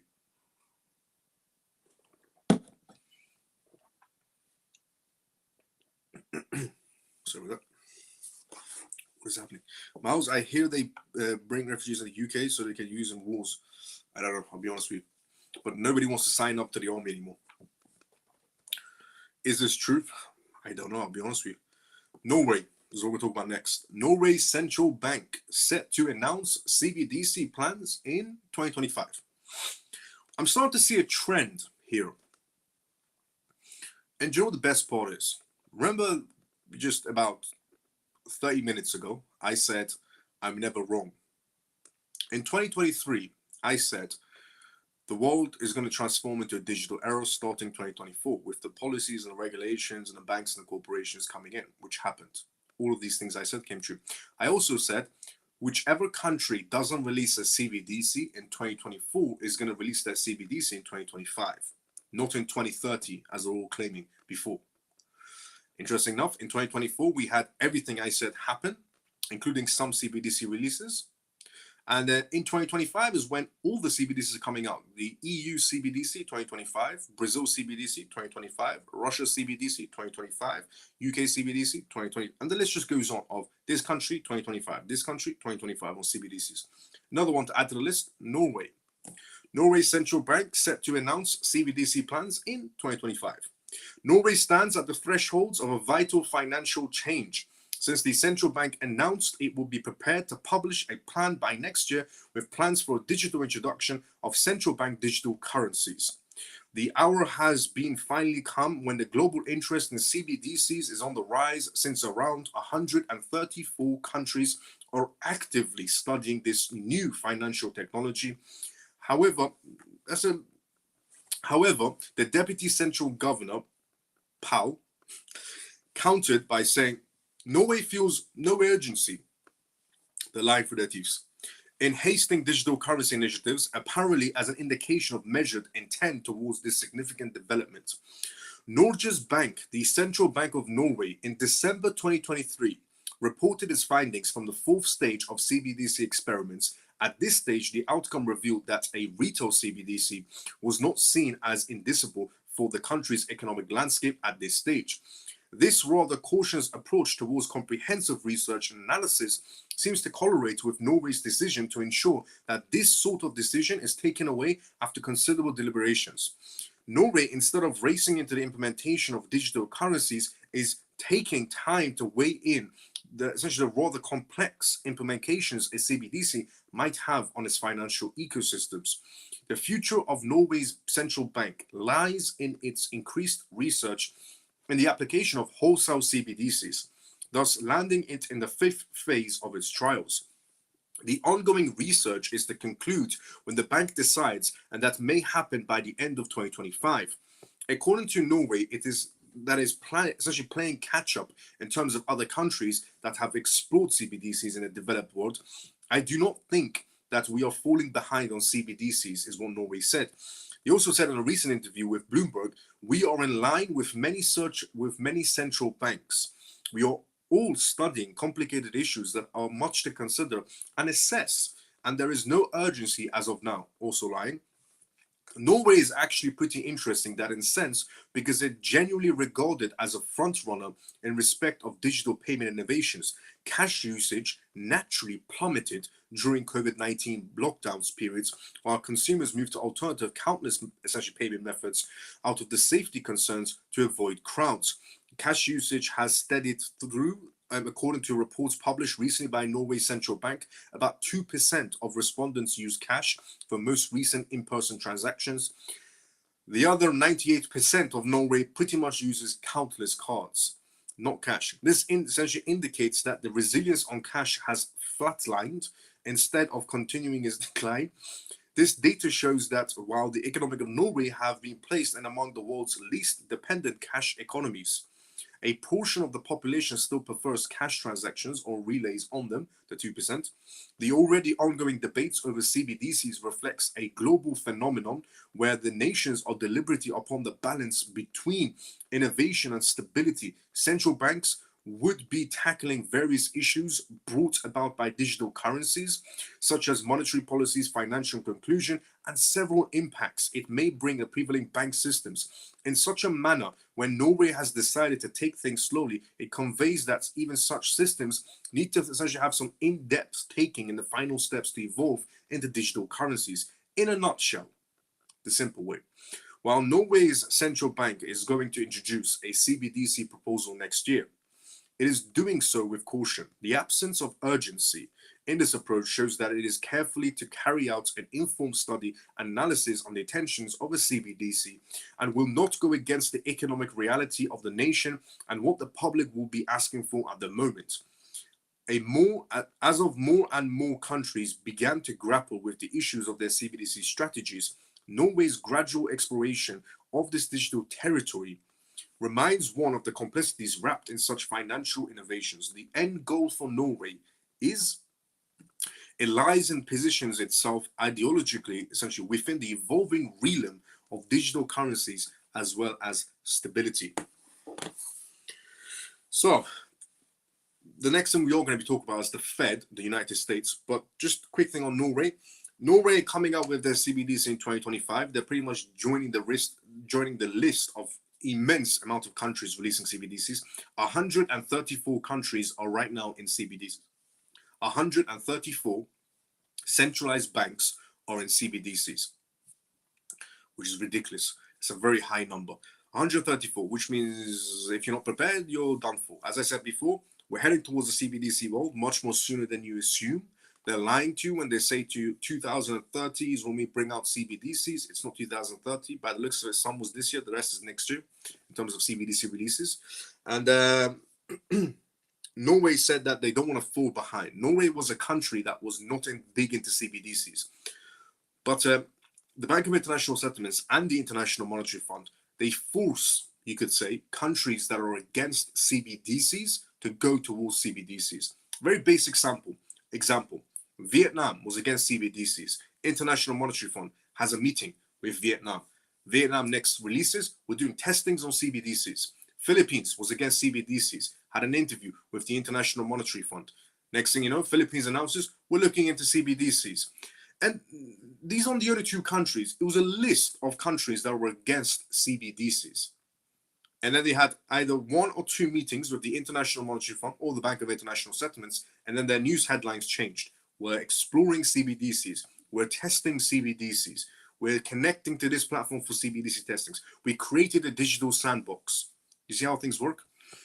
Things are moving at a much more fast pace when it comes to CBDC releases, and if you're not positioned correctly inside the market space, you are pretty much done for. I said the last thing you want to do in a CBDC world is to be holding onto camel token, frog token, cat token, and so on, and the world is in CBDCs, and you're holding camel token. Who are you going to sell that to? What you want to do is position correctly. You want to position correctly by essentially aiming for backbones of CBDCs, aiming for a project that's a backbone to CBDCs, aiming for a project that's the backbone to data that's going to transmit data around the world, aiming for a project that's the backbone essentially of digital IDs for the world. Yes, digital IDs are very cruel. Yes, CBDCs are very cruel. Yes, the data transfers that's going to be happening and nobody has any privacy is very cruel. Yes, all of these are true. They're all very cruel, but nobody's going to stop them. Not a single person on this planet is going to stop them. So they're going to be happening either way. Position or get left behind holding camel tokens in the crypto space. Because if you spend 7 years, 6 years, 5 years, 4 years inside the crypto space holding cat token, camel token, and frog token, and donkey token, who are you going to sell that in the CBDC world? Have you pictured that one yet? You know, my father always told me many quotes. I'll share one right now. Don't think about today, think about tomorrow. Every decision you make today will impact you tomorrow. It's a very simple quote, but it has a lot of meaning behind it. Now,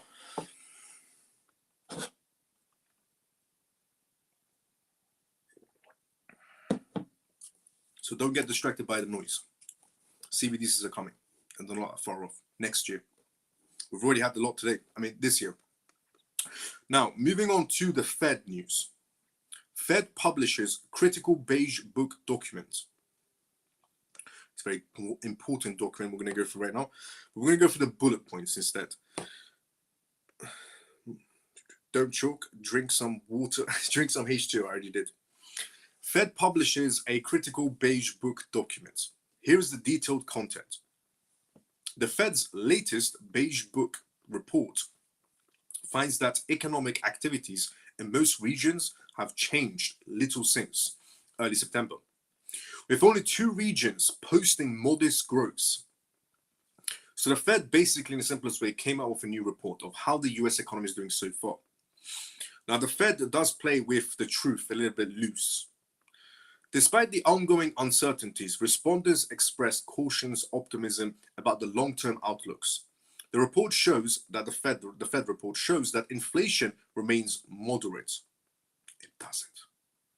With sale prices rising at a mild or moderate pace in most regions. It doesn't. They're lying. But, you know, the overall economic outlook is mixed, with regional essential differences highlighting different essential conditions in key sectors. Manufacturing and consumer spending. Manufacturing activities continue to decline in many regions, reflecting ongoing challenges in the sector. Consumer spending reports varied, with some regions noting a shift in purchasing habits towards more affordable alternatives, suggesting potential cautions among consumers. Banking and housing activities. Banking activity was described as stable or essentially slightly elevated with mixed demand for loans. Banking is elevated. Do you know the amount of bank failures that's happening inside the United States? I also shared about a week ago, I shared data from the United States of the amount of corporations that have went bankrupt. They're as high as essentially 2008 scenarios. 2008, the US had one of the biggest collapses ever. And the amount of bankruptcies that's happened inside the United States, companies that have above $2 million in their bank accounts that went bankrupt in the US under what's the presidency that's going on right now, is incredibly high. So for them to be saying, you know, essentially, this is the Fed, by the way, on their new report. Ironically, as we're 2 weeks away from voting, the Fed is coming out with a new report stating the economy is excellent. The banks are moderate, inflation is very controlled. In reality, it was just all lies. But here's the thing. The housing market remained generally stable, with inventory increasing and home prices holding steady. Home prices holding steady. Nobody inside the United States can afford to buy a home. How are home prices steady on the pricings? Home prices are steady, or the best part is, it says, or increasing slightly in most regions. However, uncertainty about mortgage rates has left some potential buyers hesitant. Yeah, I'm sure it's the mortgage rates that people don't want to buy homes for. And a shortage of affordable housing continues to be challenging for many communities. Do you know what I like about the Fed? They tell you the lie at the beginning part of the banking and housing activities, where they just straight up lie. Banking activities are good, no problems on interest rates, the housing market is stable, and then after that, it goes straight into increased slightly, mortgage rates high, buyers are hesitant, affordable housing continues to be challenging for many communities. Do they not read this before they essentially publish it? How can you lie in the first part of the paragraph and say everything is great, and then the second part of the paragraph you say nobody's buying homes, prices are very high, and so on and so on. But at the top part, at the beginning part of the paragraph, you write economy is doing brilliant, everybody can afford a home. So which one is it? Commercial real estate and agriculture. Commercial real estate activities was largely flat, with positive developments in select regions, particularly supported by data centers and infrastructure projects, while agriculture activities was little changed or slightly down.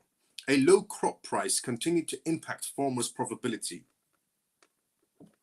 What kind of a moron writes a paragraph like that? How can you start off with commercial real estate activities was largely flat, with positive developments in select regions? They're building, but who's going to buy them? Maybe that should be the key factor. Because if nobody buys and you provide too much, what happens next? Bankruptcy. The impact of strikes, hurricanes, and energy prices was the next agenda on the Fed's report. This is what they said. The report also noted temporary disruptions from a short-lived dock workers' strike, but this had only minor impacts on the business. Recent hurricanes in the south, essentially east, affected agriculture productions.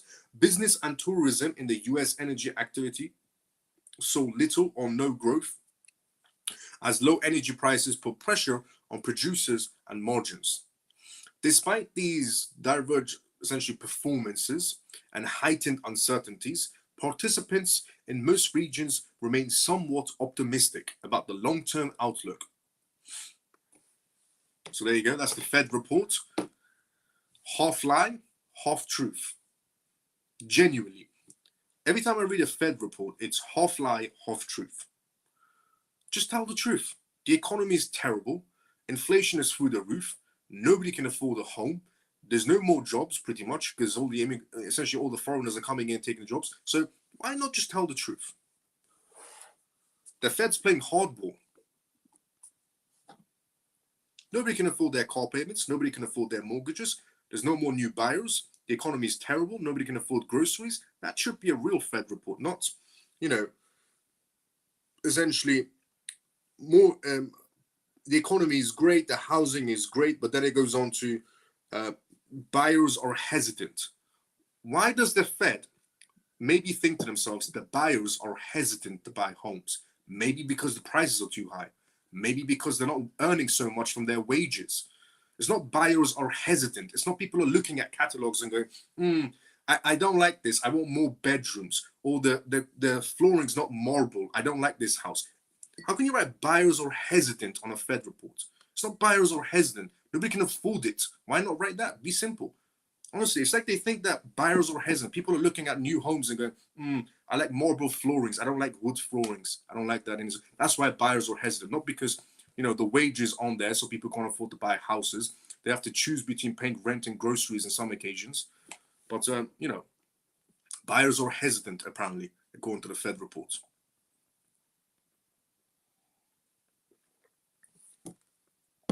Dumbest report I've ever read. Buyers are hesitant when it comes to homes. The flooring didn't match. Not because, the wages didn't match. BRICS countries, what we talk about next. BRICS countries approve Kazan Declaration preparing for UN presentation.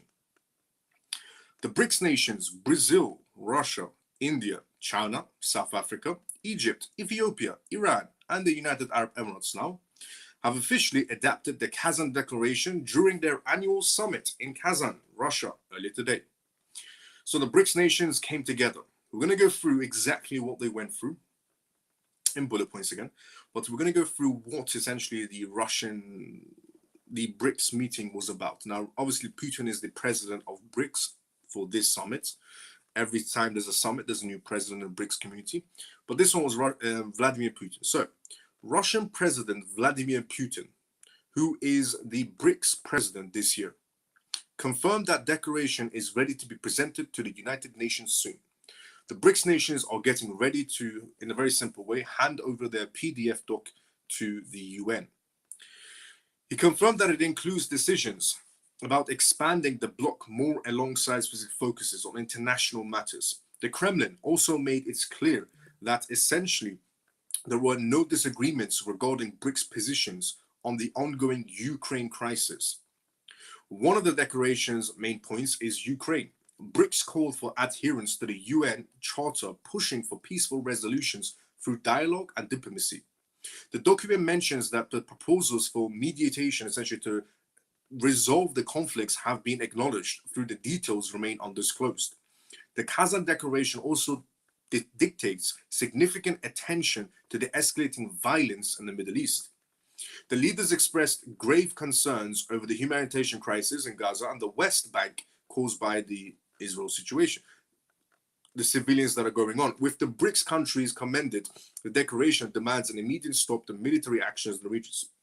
The BRICS nations are going to be handing over PDF documentation to the UN against Israel and everything else they're going to be doing essentially within the BRICS nations. They emphasize that measures like to disrupt trade and undermine the global pursuit of sustainable development goals, given the makeup of BRICS, with many members countries already under sanctions or pressure. This isn't a surprise. It's not the full story, just to point out as well. With Russia and a lot of countries are profiting with, as I said, no profit, no war, but a lot of countries are profiting from the Israel and Gaza situation. With the Palestine-Israel situation, there's a lot of countries profiting. It's not just essentially the US or Israel or so on. Iran is profiting from that scenario as well. Russia's profiting, China's profiting as well. Don't see, this as the Russian government or the Chinese government or the Iranian government playing the victim card of, their essentially the good guys in this scenario. No, they're all profiting from what's going on. War is about profit. There's not a single country that goes to war, okay? In real life, just to point it out, in real life, there's not a single country on this planet that has ever went to war for freedom. Never. Every country that goes into war for profit and power, full stop. Okay? There's no such thing as freedom in wars. It doesn't exist. Hollywood will create you a movie and say, we're going into war for our freedom and so on. Absolute complete BS. In reality, the bankers are feeding both sides, of essentially profiting. One country is selling weaponry to both countries. That's the reality. So don't let them play the victim. Don't let Russia, China, and essentially Iran play you the victim card of they're helping one particular country. They're not, okay? From every war that's going on, a lot of countries are profiting. And from the Middle East situation that's going on between Israel and Iran, and essentially Israel and Palestine, Iran is profiting from the Palestine situation. Russia is profiting. China is profiting. The US is profiting. Everybody else is profiting. It's all about profit. There's no such thing as freedom fighters, okay? There's zero such thing about fighting for freedom. War equals profit. Always remember that in your entire lifetime. War equals profit, and there's casualties in the middle. It's the price of war to make a profit. It's just what it is. And again, yes, cruel world and so on, but that's just what it is. Okay. Okay, war equals, so don't let these people don't let Iran fool you of playing the victim card or we're helping people. Iran doesn't help its own people. Okay, to be fairly honest, there are stories I cannot tell on this live due to the words I'm going to be describing them as. So don't let Iran play the victim card in this war. Don't let Russia play you the victim card. Don't let China play you the victim card. Don't let any country play you a victim card ever. Okay, war equals profit, and in the middle there's casualties. Full stop. Both sides are funded by the same person. Always remember that. They emphasize that measures like that disrupt trade and undermine the global pursuit of sustainable development goals. Given the makeups of Brics, with many member countries already under sanction pressures, this isn't surprising. The declaration also laid out plans for reforming the international financial system. Brics wants the current architecture reconstructed to make it more exclusive and just, particularly when it comes to global economic governance. They believe that the system must adapt to better reflect the needs of the world and not just essentially the interests of select few. Brics is exploring the idea of an independent cross-border settlement and structure called Brics Clear is what they're calling it. If successful, the system will stand alongside existing financial market infrastructures but offer a Brics-led alternative. So if Brics' payment system, Brics Clear, is top-notch quality, then essentially the UN and the Bank of International Settlements and the World Economic Forum and so on, and the International Monetary Fund will consider the Brics payment system as an alternative to SWIFT for countries that might want to join. Ironically, the Bank of International Settlements was the one to help the Brics countries build a payment system. Alongside this, the idea of Brics creating an independent reassurance company is under review. Through participation would be voluntary. The bloc is also focusing on expanding interbanking corporations, mechanisms, promoting innovation, financial practices, and developing ways to finance projects in local currencies. The Kazan Declaration touched on global governance as well. Brics reaffirmed their support for maintaining a strong international monetary fund, IMF, and well-funded global financial safety net. They also recognize the ongoing importance of G20 in fostering consensus-driven productive outcomes. This focus on global corporations is not new, but Brics emphasized that the current structures need to be more representative and fair. The Brics summit also brought together China and India for a big moment. Chinese President Xi Jinping and Indian Prime Minister Modi held a formal talks for the first time in 5 years. The meeting came after a period of tensions between the two countries, allowing a deadly military crash back in 2020 along their Himalayan borders. Both leaders have agreed to improve communications, with Modi and Xi Jinping directing their officials to take concrete steps to stabilize all aspects of their bilateral ties. India also confirmed that a deal has been reached with China to resolve the military standoff, though no details were shared. The BRICS summit in Kazan put cryptocurrencies on the agenda as Russian officials advanced the use of digital assets to bypass Western sanctions. According to Bloomberg, the proposal suggested that Russia's cryptocurrency miners could also sell their Bitcoin to domestic and international buyers who could then use Bitcoin and other digital currencies to facilitate imports. With Western sanctions weighing in on Russia's traditional financial systems, the push into crypto reflects an effort to develop an alternative economy that bypasses the US dollar-dominated framework. As Russia looks for ways to bypass these sanctions, BRICS countries appear to be solidifying their strategies. Commenting on the challenging global landscapes, American economist and essentially professor at the University of Massachusetts, Richard Wolff, stated that the BRICS coalition is gaining strength at the expense of the US, describing essentially America's global influence as declining.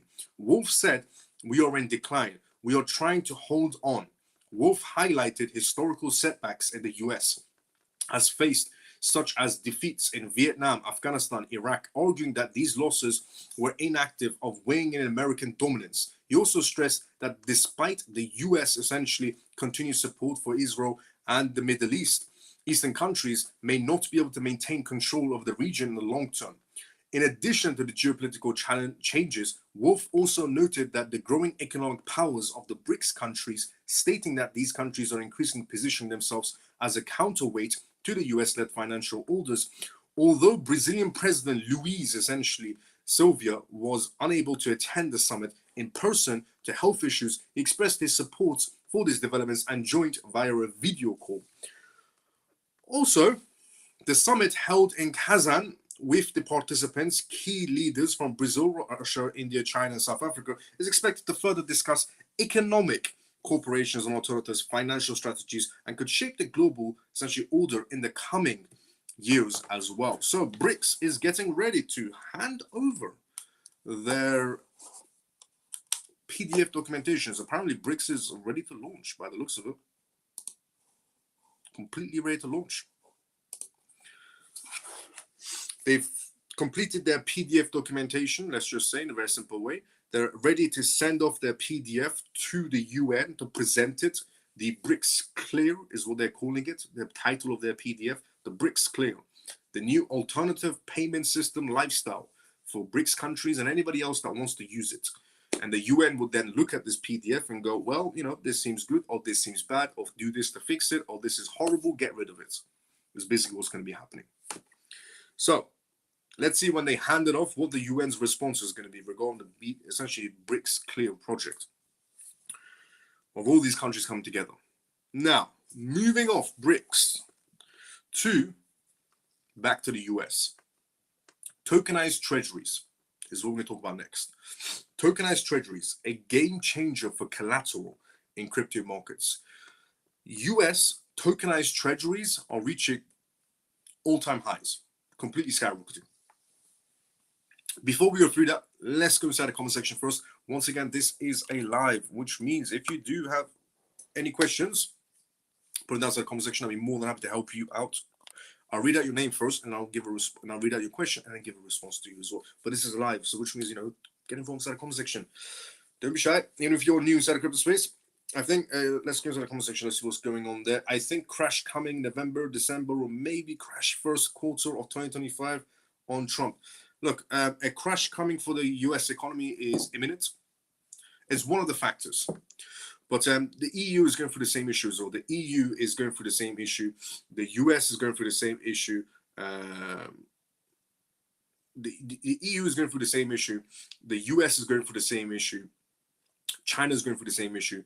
There's a lot of it, you know, essentially collapses that's going to be happening around the world. The US is not the only one that's going to be going through some massive bubble that's going to burst.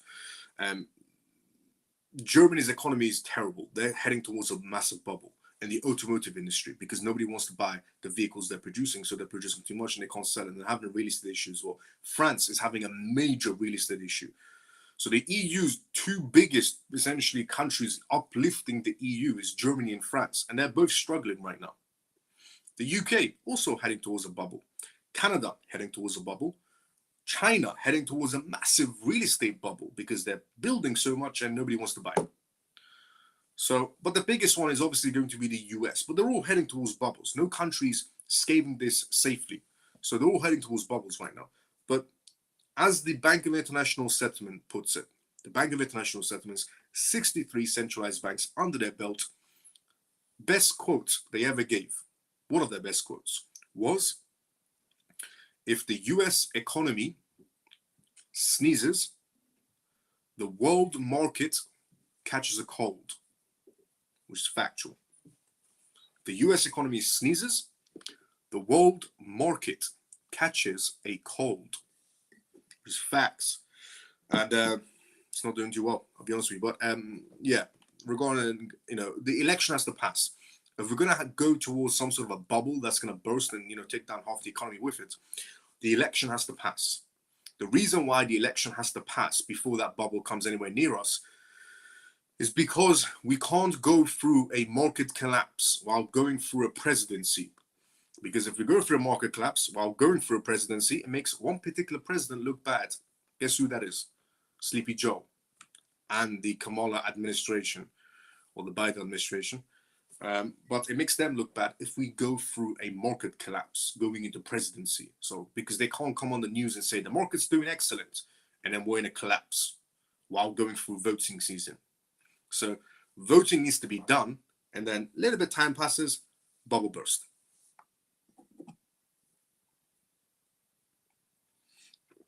They're playing fast and loose with the numbers right now. They're genuinely playing fast and loose with the numbers. Don't ever take the Fed reports as gospel. They're completely full of BS, head to toe. Simplest way to put it, essentially the 2008 collapse that happened, there was an agency rating that came out from Moody's in 2008. And the report essentially said that the economy is doing excellent. Moody's came out and said the economy is doing excellent. The banks are doing excellent. The mortgages are excellent, is what Moody's said. About 48 hours or a few days after the economy collapsed, we had one of the biggest crashes in 2008 for the mortgage situation that happened in the US. But a few days before that, Moody's was saying everything's excellent. And the reason they were saying that is because the banks told them to say that. And did Moody's pay the price for that? No. Does Moody's still exist? Yes. Does Moody's still give out numbers? Yes. So they're playing fast and loose with the numbers right now. And the longer they stretch this, the bigger the bubble will get. And the harder the work is going to be for Trump to fix the economy. Because these people have left the economy in a complete mess. The people that are running the show right now, they've left the economy in a complete mess. Dollar saw 2 miles. Let's go, Addy. Palestine not profiting. Yeah, well, there's casualties of war. That's what I said. War is profit. War equals profit, and in the middle there's casualties, unfortunately. All facts. Let's go, Ray. Palestine has, or Israel has, essentially a lot of oil. A lot of oil and a lot of gas. You can see why Iran wanted Palestine, and you can see why the other side wants it as well. But it has a lot of oil and gas. War is about profit. You know who's going to be profiting next? Saudi Arabia. Saudi Arabia wants the land that Israel is getting because there's a lot of oil and gas. It's always about oil and gas or gold or something. War equals profit. And in the middle, there's casualties. The faster you understand that, the better it is. Because, it's not going to be stopping out there. I'll be honest. Wars don't stop because people protest. There's bigger things in motion. The bigger thing that's in motion is people filling their pockets up. We're talking about billions and trillions of dollars worth of oil and gas. You think if they see people protest, they're going to stop wars? No. We're talking about billions and trillions of dollars worth of gas and oil. They couldn't care less who protests against them.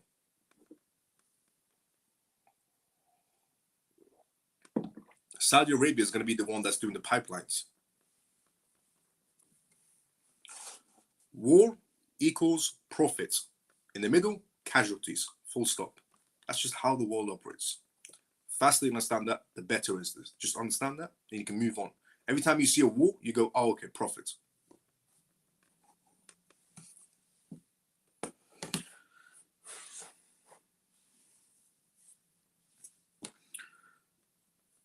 Absolutely, Miles.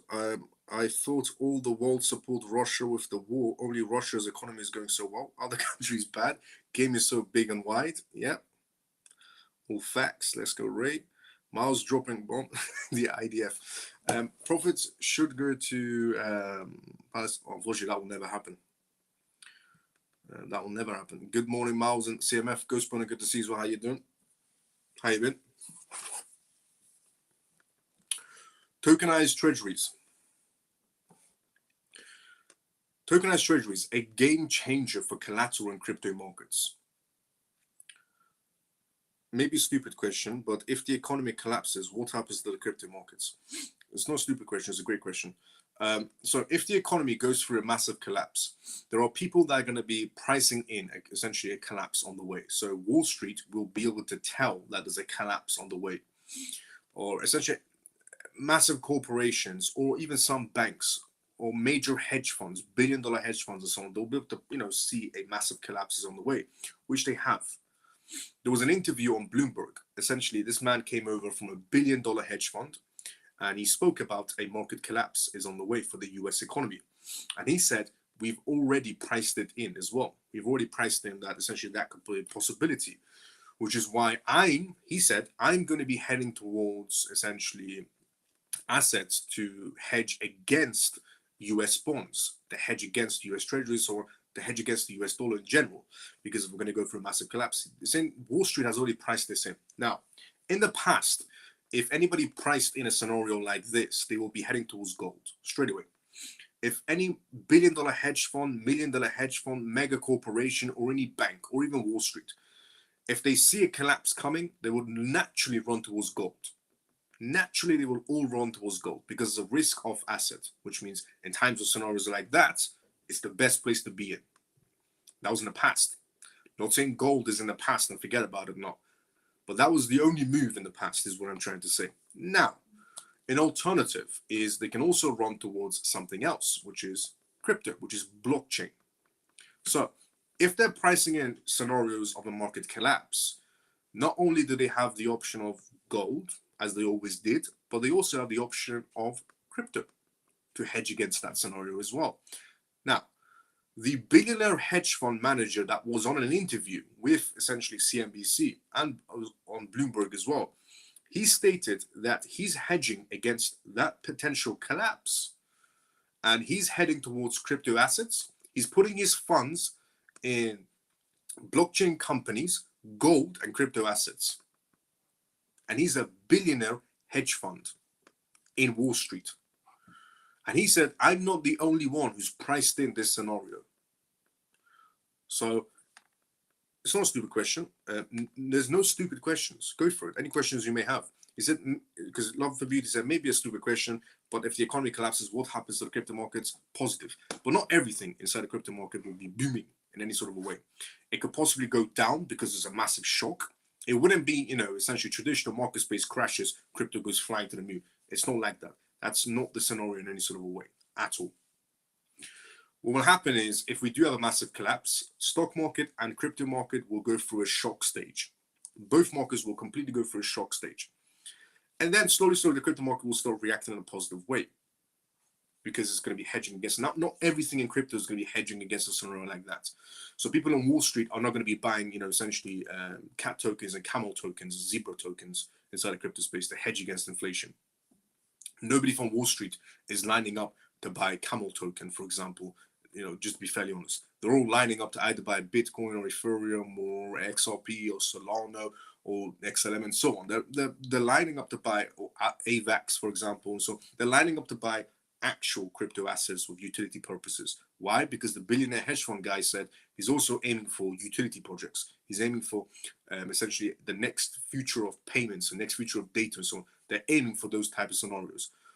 So if a lot of people are pricing in from Wall Street, from billionaire hedge funds, millionaire hedge funds, banks and mega corporations, they're pricing in the collapses on the way, they're going to get prepared to launch into other assets, gold and also crypto assets. And again, not everything in crypto. There's not a single person on Wall Street who's lining up to buy a camel token when the market collapses, okay? So if you position yourself, not saying you are, Love for Beauty, but if you're somebody out there that's positioned themselves in camel token, frog token, in cat token, and a market collapse happens, nobody in Wall Street is going to go towards your assets. There's not a single person on Wall Street going, I can't wait to buy a camel token. And that's just basic common sense. Maybe, so it's not really a super question, it's a genuine question, good question. So we should call the Brics claim the Brics white paper. Pretty much, the Brics claim is the Brics white paper. I can't wait until we start our hedge fund. Let's go CMF. Let's go Scott. Share the live. Let's go. Bill, let's go as well. Tokenized treasuries, what we talk about. Tokenized US treasuries and using them as collateral in the crypto markets present a significant opportunity to merge the best aspects of traditional finance with the innovation of DeFi, says Carlos. US treasuries have long stood at the bedrock of traditional financial systems, serving as a collateral across various transactions from repurchases, repos, agreements, and derivatives tradings, with an estimated $7.5 trillion in foreign holdings and daily repo transactions.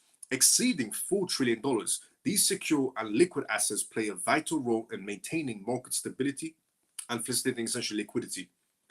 It seems like we're having an all-time high of US treasuries, tokenized US treasuries. Recently, tokenized treasuries have significantly essentially evolved past earlier versions that were typically essentially non-transferable or had inadequate liquidation processes incompatible with new products. The total value of tokenized treasuries on-chain has reached all-time highs of $2.24 billion. In contrast, stablecoins tokenized dollars command a substantial $170 billion plus, indicating that tokenized treasuries are just scratching the surface and poised for rapid growth. In the traditional financial systems, treasuries are extensively used as collateral due to their safety, liquidity, lower credit risk, and stability, enabling vast amounts of leverage and liquidity across multiple global markets. Here are some of the key markets with treasuries that play a vital role.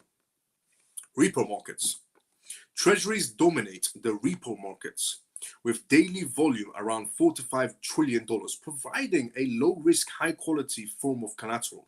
Derivatives and futures markets. In futures and derivatives trading, treasuries are used to secure contracts involving significant notional value, with annual trading volumes exceeding $100 trillion. Central clearinghouses. Treasuries serve as a collateral for trades in clearinghouses, which handle trillions in collateralized transactions daily. Securities lendings. Treasuries are also utilized in securities lendings, contributing to over $1 trillion in outstanding loans. A new opportunity for crypto markets. The cryptocurrency and decentralized finance DeFi ecosystems currently lack access to stable, high-quality collaterals besides stablecoins. Crypto and DeFi traders typically rely on volatile assets like Bitcoin and Ether as collateral for loans, staking, and liquidity pools. While effective, this system introduces significant risk as the value of these assets could fluctuate widely within short timeframes, leading to overcapitalizations or to mitigate the risk. The alternative is to post stablecoins that only earn a yield on stablecoin issuers or selected market participants through a peak yield, essentially sharing agreements. Introducing tokenized treasuries as collateral provides a better pathway for crypto, similar to what companies do in previously described TradFi worlds. So, US Treasury tokenized essentially funds, reaching all-time new highs. Is what's basically happening right now. Apparently, people want more than just stable coins to hedge against inflation scenarios if they wanted to. And US Treasuries is climbing that ladder. Now they're at $2.7 billion, which is an all-time high for US Treasuries. $170 billion essentially is the market space for stablecoins, which is why I say they're scratching the surface when it comes to US Treasuries. Now, what we're going to essentially talking about next, moving off the US Treasuries reaching all-time new highs, which is nice to see, to back to Russia, back to Russian news. So moving from the US news back to Russian news, and then we'll move back to US news after this one. But now, Russia. Russia's banks struggle with high costs. Now, this is quite interesting. You know why? Because if this is happening in Russia, it means it's going to be happening in other places as well. Now, I haven't read you the rest of the title. And here's the rest of the title. Russian banks struggle with high costs to join central bank's digital currency platform. Banks in Russia, not all, some banks in Russia are struggling to essentially join the CBDC space. They're not struggling because they don't have essentially they're not struggling because they don't know what cryptocurrencies are, or they're unsure about CBDCs and so on. There are banks in Russia that are struggling to join the CBDC space by joining the Russian central bank because they can't afford it. Now that is a bit interesting, because that scenario can play out in other countries around the world as well, other jurisdictions. So Russia is going to be having a few bank collapses because of this, because some of these banks can't afford it. And why they can't afford it? Because it's going to cost them more than what essentially their traditional systems cost annually to run. To join the CBDC space for a bank, it's going to cost them about $1.3 to $2.2 million in fees. Now, you might be thinking, well, that's not a lot of money, $1.3 million, $2.2 million annual fee to be in a CBDC world for a bank. It is, if you're a small bank or a medium-sized bank. And this is the starting prices for joining the CBDC space. If any bank wants to operate in a CBDC space, they have to pay fees to the central bank because they're joining a CBDC platform, and they have to pay annually fees, which can increase. So if this is happening in Russia, where banks can't afford the fees to join a CBDC space, which means they have to close up shop because those banks can't operate in a CBDC world. They're not connected to a CBDC platform, which means those banks have to close up completely and go bankrupt. Which means if that's happening in Russia, that means that's going to be happening in every other country around the world as well. Any bank that wants to join the CBDC world is going to be paying some sort of a high fee, a rate to join the CBDC space. So we're going to be seeing bank collapses quite a lot. But it's going to be the smaller and medium-sized banks that collapse, not the large ones. They can easily afford that amount. And even if it increases, they can still afford it. So this adds something new to the equation, basically. Small Russian banks are encountering essentially significant financial hurdles in joining the country's central bank digital currency CBDC platform. According to a recent report that came out from Russia, the report claimed that the integration of costs ranging from 120 essentially million rubles to 200 million rubles, which is about $1.3 million to $2.2 million, exceeds the annual essentially technology budgets of many of these smaller banks. It cited industry insiders who noted that the challenge for smaller banks lies essentially in the resilience on multiple providers for their digital banking systems, complicating the integration process. One of those interviewed by the Cormorant, essentially Nizi, head of transactions of essentially business at Uniteller, stated in Russia that the cost for banks implementing the digital ruble system includes infrastructure and information security expenses, application software development expenses, and integration with existing system expenses. He emphasized that the growing transaction volumes will necessitate additional infrastructure and licensing investments, alongside with skilled personnel for implementation and ongoing support. A lot of banks are going to go through that issue. The UK, we're going to have some of those banks, the US, Canada, Australia, Japan, Singapore, a lot of countries are going to be going through that issue. So we're going to have a lot of banks closing down. And this is the reason. We've always knew that we're going to have some bank closures, because not every bank will survive a digital wave. But now we know why. We genuinely now know why. Costs. Joining a CBDC platform, they need to essentially keep on updating their licensings, which is costly annually. The more transactions that bank does in the digital world, the more they would have to handle those transactions, which means it's going to cost them annually. Setting up their entire new platform is going to cost them annually. Updating their platform regularly is going to cost them annually. There's so many costs for any bank that want to join the CBDC world that this is why we're going to have bank collapses. The governor of the Bank of Russia recently confirmed that the rollout of a CBDC digital ruble remains on track for July 2025, with no plans to extend the services to all banks by 2027. The reason why 2025 Russia releases digital ruble by 2027 is because 2027, it keeps on coming up. The date 2027 will keep on coming up for different jurisdictions around the world, mainly because it was once announced by HSBC Bank, NatWest Bank, Lloyds Bank, Barclays Bank, Nationwide Bank. A lot of banks stated by 2027, there's going to be no more bank branches or cash points in the streets by 2027. And the best part is they'll tell everybody cash will work alongside CBDCs. We're not even in a CBDC world, and they've already taken the banks away from us and the cash points. By 2027, there's going to be none left.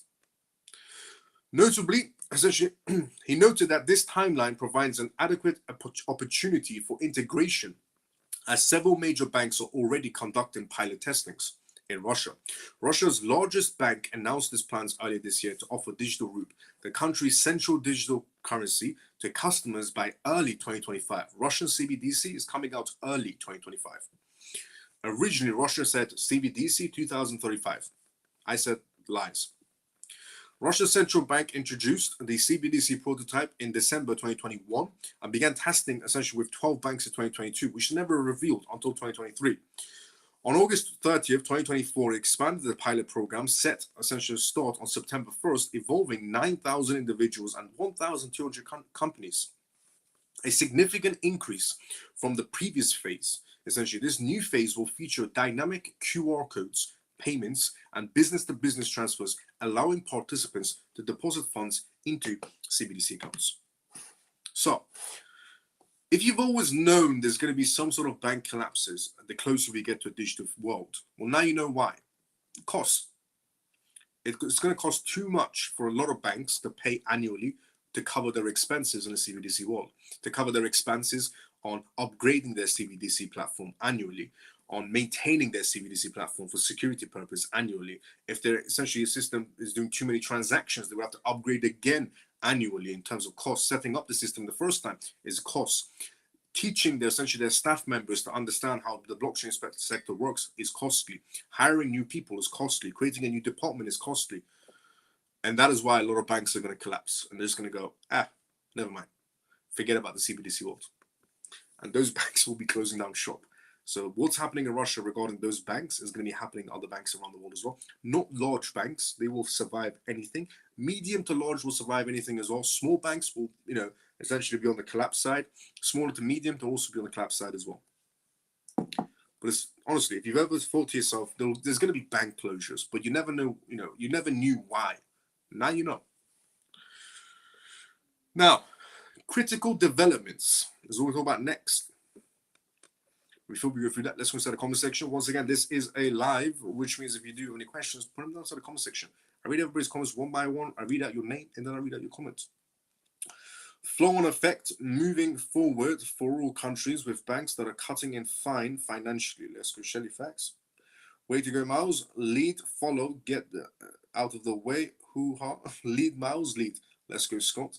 Let's go, brother. Hi, brother. I'm late. We'll rewatch soon as the live is over. No problem, Bill.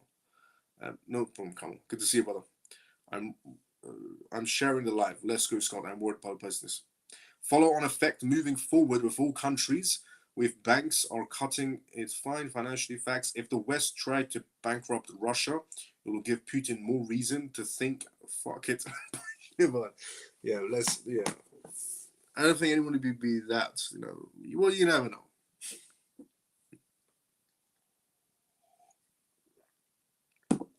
Now,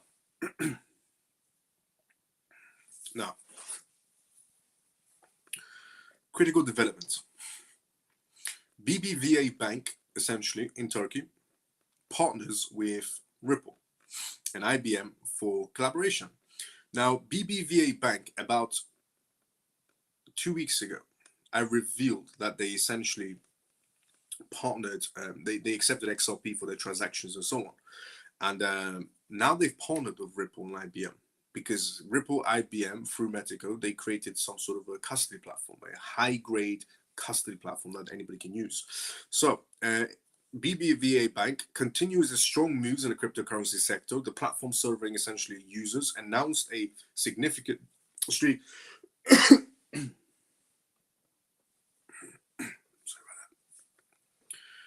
a strict collaboration with IBM and Ripple to ensure the secure custody of crypto assets. This partnership highlights the bank's goal to maintain the highest security standards for crypto asset storage. Following a successful pilot project in 2023, BBVA Bank is now expanding its technological infrastructure to offer enhanced services to all users. The collaboration between BBVA Bank, Ripple, and IBM represents a critical step in securing crypto asset storage. Through Ripple Custody and IBM Solutions, the bank now offers end-to-end security measures to protect crypto assets. This infrastructure provides institutional-grade key management, ensuring top-level security for the bank. The protection of private keys, along with security of data and applications, has been significantly strengthened through this collaboration between Ripple and this bank and IBM. The secure storage of crypto assets is becoming increasingly important in the bank of crypto finance. BBVA, essentially partnerships of Ripple and IBM, ensures that the platform prioritizes security, allowing users to manage their crypto assets with confidence. Ripple Custody plays a vital role in enhancing customer trust, and IBM's technological essential infrastructure offers worldwide security solutions for BBVA Bank of digital asset storage services. CEO and board member of BBVA Bank, emphasized the importance of the street collaboration. Customer interest in crypto assets is growing daily, they said. And we established BBVA crypto assets in 2023 to meet this demand. And they currently offer essentially, I revealed this about a week ago or 2 weeks ago on this live, that this bank is going to be offering, that they're offering these crypto assets. For example, they're offering Bitcoin, Ethereum, USDC, AVAX, Chills, XRP, ARB, and Solana for sale to their customers in Turkey, this bank. But now they're also partnered with Ripple, because Ripple is going to be offering their essentially their high-grade self-storage as your wallet, commercial wallet, to this bank.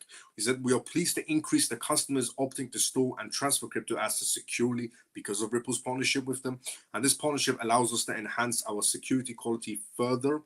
Aaron, the Senior Vice President of Global Customer Success at Ripple, noted that Turkey is becoming a leading country in crypto asset market space. He expressed his excitement with the collaboration with BBVA Bank, stating, we are thrilled to partner with BBVA to support the growth of Turkey's vibrant crypto asset market space. Secure custody is essential for addressing the growing demand for new asset classes in the digital economy. We will continue to work together to strengthen the digital asset market space. This strategic partnership is a major step forward in providing secure and reliable crypto asset storage, setting up new standards in the industry, supporting continued expansion of the digital economy. Amazing news, to be fairly honest. But yeah, they did offer XRP. About 2 weeks ago, they announced they're going to be offering XRP, to their clients, essentially in Turkey. And now they're also partnered, essentially, providing custody services. Their backbone is custody services, Ripple and IBM. And that custody platform that they essentially are now partnered with BBVA Bank was actually developed by Metico, which is a Ripple company. And a lot of people said, oh, Metico partnered with IBM. It's just Metico and essentially IBM. It's got nothing to do with Ripple. Sure. When a company buys another company, that original company is in charge of the second company they brought. A lot of people will understand that because they're not inside the corporate sector, but it's just basic common sense.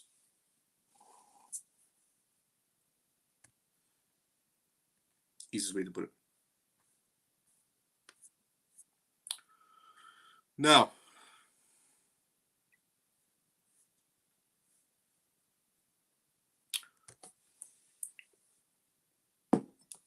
also,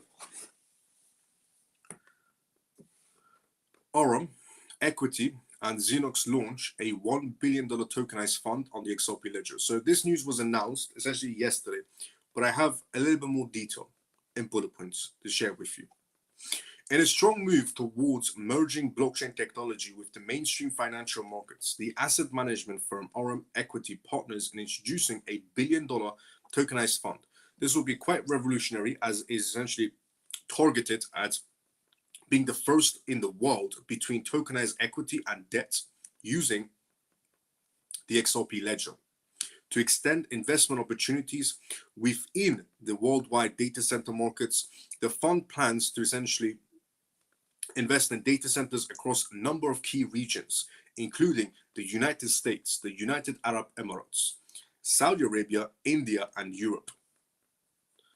$1 billion tokenized on the XRP ledger, and it's going to be essentially operating within the United States, the United Arab Emirates, Saudi Arabia, India, and Europe. Aurum has teamed up with Xenix, one of the leading asset tokenization firms, to create this new essentially financial product. Xenix will be responsible for the technological part of tokenizing the underlying asset of the fund through security tokens, representing equity and debt investments. This is huge for the future of how financial products can be managed and traded and leveraged, essentially the XRP ledger for efficient settlements. Aside from essentially offering investors a smoother and more transparent process, the blockchain usage funds essentially helps solve some traditional problems related to liquidity and accessibility in the private equity and debt markets. Launching this tokenized fund has a number of key benefits for investors, and these are, in a very simplest way, improved liquidity. Most of the traditional private equities and debt markets are actually liquid, which makes any pointless effort to essentially exit for investors. Diverse exposure. The fund offers a mixed essentially equity and debt of sector and enormous potential for thus allowing investors to get diversified exposures to the sectors 24/7 market accessibility because of the employment of blockchain technology on the XRP ledger. It enhances market accessibility and operational efficiency, enabling investors to buy, sell, and trade their assets at any moment in time. Compliance and security, running all the transactions according to the global regulatory standards. Zonix platform offers a safe and compliant environment for investors. The corporation underlines the ever-growing importance of rewriting blockchain into the traditional concepts of financial markets by Zonix. Tokenization of real-world assets is very important to the program that scholars projects that grow to the market and size of trillions of dollars in just a couple of years. This newfold ability to tokenize such liquid assets as private equity and debt has created a real new frontier for both retail and institutional investors. So those are two announcements by Ripple, both of them incredibly good announcements. I'll be fairly honest, incredibly news about both of them. One of them being a $1 billion tokenization going towards the XRP Ledger fund. The other essentially being a Turkish bank, BBVA, essentially offering these types of services. Both of them amazing news, to be fairly honest. And I've said this, once, and I'll say it again. 1 second.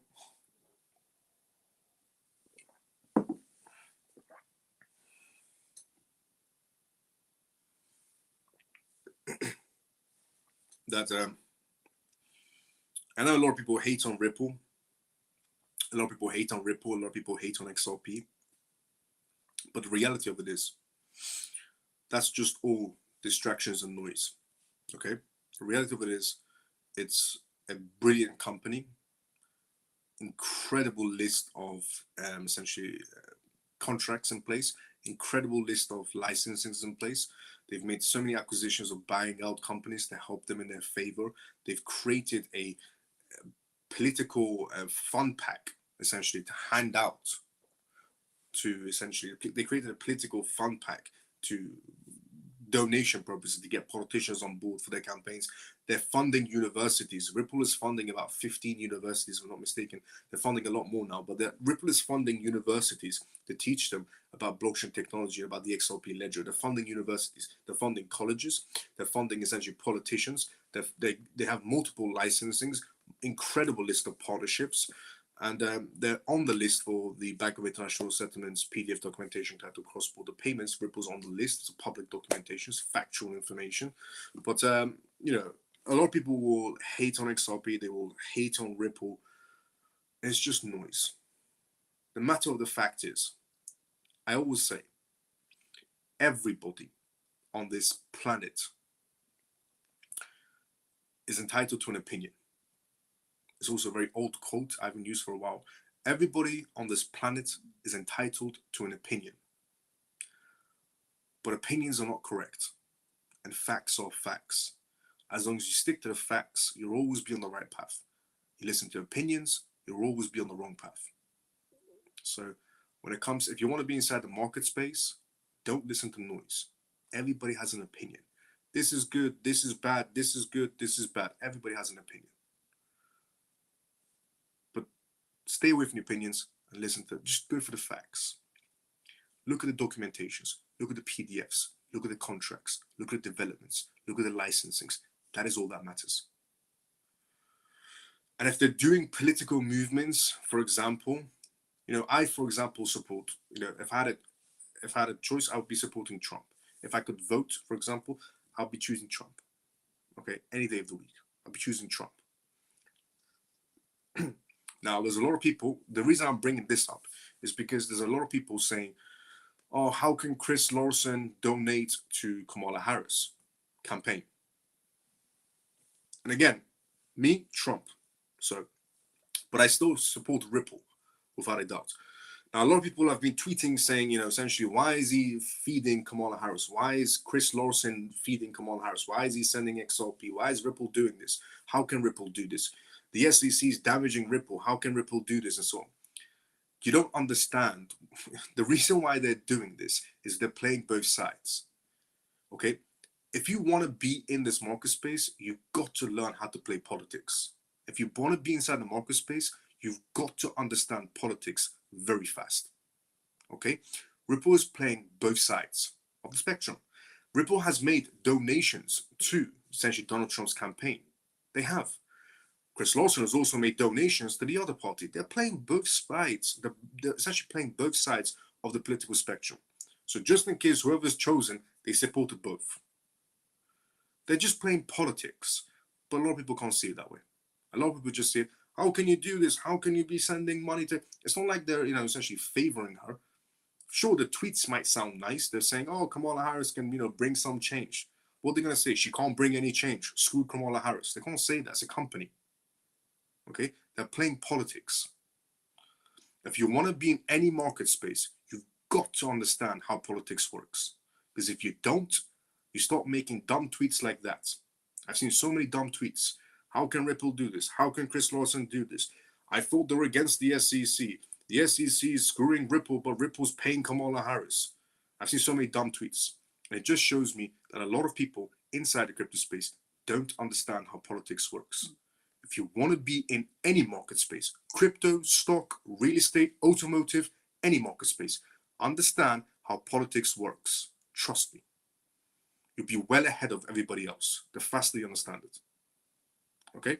So, I'll leave you with that. Stop listening to the noise. Stick to the facts. Everybody is entitled to an opinion, but opinions are not correct, and facts are facts. Stick to the contracts, stick to the licensings, stick to the developments, and so on. PDFs, that's all that matters. Everything else, noise. You stick to the facts, you're on the right path. In anything in life. If you stick to the facts, you're always on the right path. Market space or life in general. You stick to outside noise, you're always going to be on the wrong path.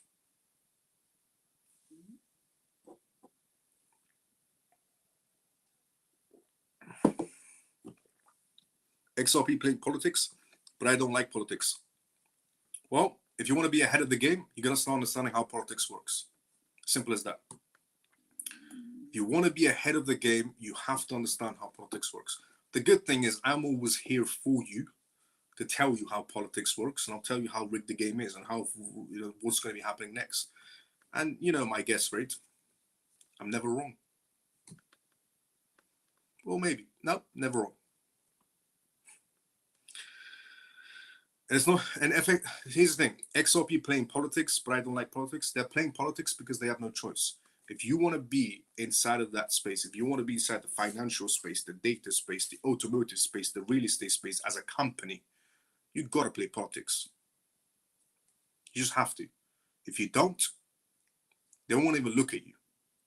Why do you think Ripple and Coinbase, Kraken, Crypto.com created a pack, a crypto pack, where they've invested over $150 million into it?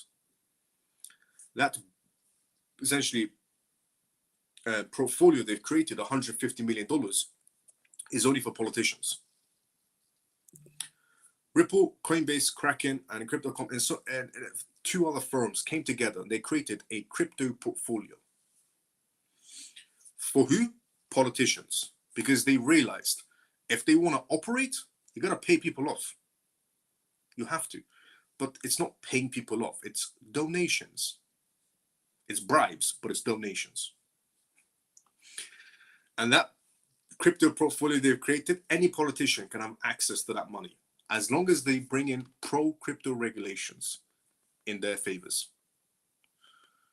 It's always about politics. So, honestly, when I saw people tweeting out, how can Chris Lawson donate to Ripple? How can Chris Lawson donate to Kamala Harris? How can he go against the SEC? The SEC screwing Ripple, but Ripple's funding them. How does that work? And so on.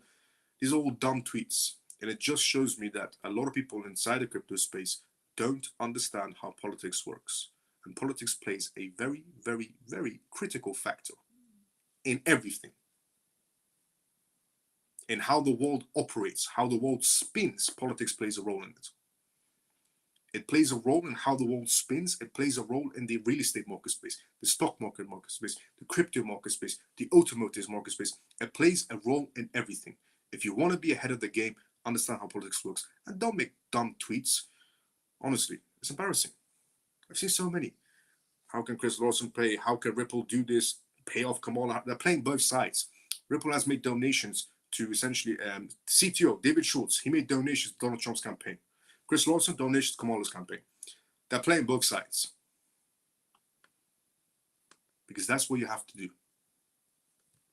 So, it's not about I don't like politics. You have to. Or me. Just tune into me. Every single night, tune into me, and I'll tell you how it's being played. So, all good things must, and once again, remember, everybody is entitled to an opinion, but opinions are not correct, and facts are facts. Stick to the facts, you're on the right path to life in everything. Stick to the noise, you're always going to be on the wrong path in anything. Facts only. So, we've also come to the endings of tonight's live show. Everything good must come to an end, and it just has right now. When do you see altcoin season happening, if ever, in your opinion? Election needs to pass before we can see what's going to be happening. So geopolitical tensions need to calm down a bit. There's too many geopolitical tensions, and they need to calm down. When the geopolitical tensions start slowing out, that's when we see some change happening. So elections need to happen first. So all good things must come to an end, and they have right now. This was the CMF Live. If you're watching this for the first time ever, this was the CMF Live show. It stands for Crypto Miles Family, the CMF. My name is Miles. If you're wondering who my name is Miles. I've been your host every single night in the CMF Live. And this is episode 187 of the CMF Live. Episode 187. That's just amazing. And every single night, you can tune into this live. Every single night. 11:25 p.m. UK time onwards. Matter of fact, if you haven't followed me and you're watching this for the first time ever, follow me. What's stopping you? Follow me. If you're watching this for the first time ever, if you're watching this on X for the first time ever, follow me and tune into this live every single night on X. If you're watching this on YouTube right now, follow me, subscribe to me on YouTube. And thanks so much to everyone who's been liking and retweeting this live on X. Thanks so much to everyone on YouTube who's been liking this live as well and notifications. And thanks so much to everyone who's putting comments under the video outside the live on YouTube and on X. And by the way, everything I do is completely free source every single night. And everything I provide in general is completely free source. We have a free Telegram group that's free for life.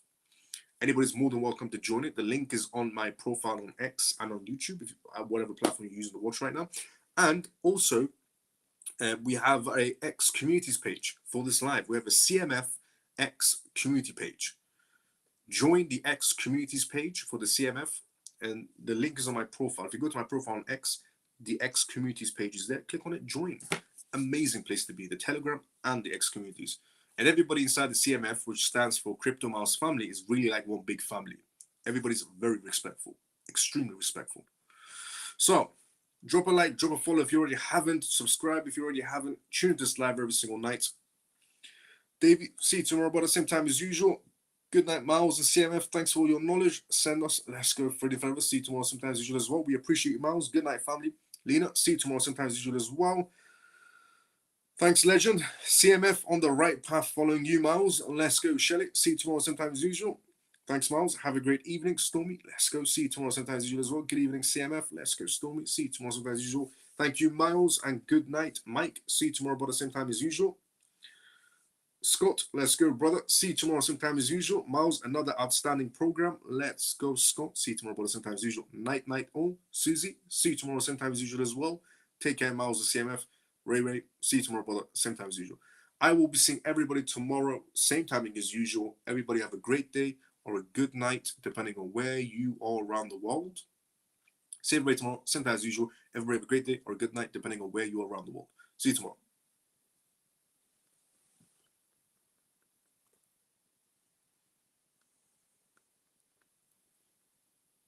Thank you again, Miles, for sharing your knowledge and guidance. No problem. Anytime, go Spooner. See you tomorrow, same time as usual.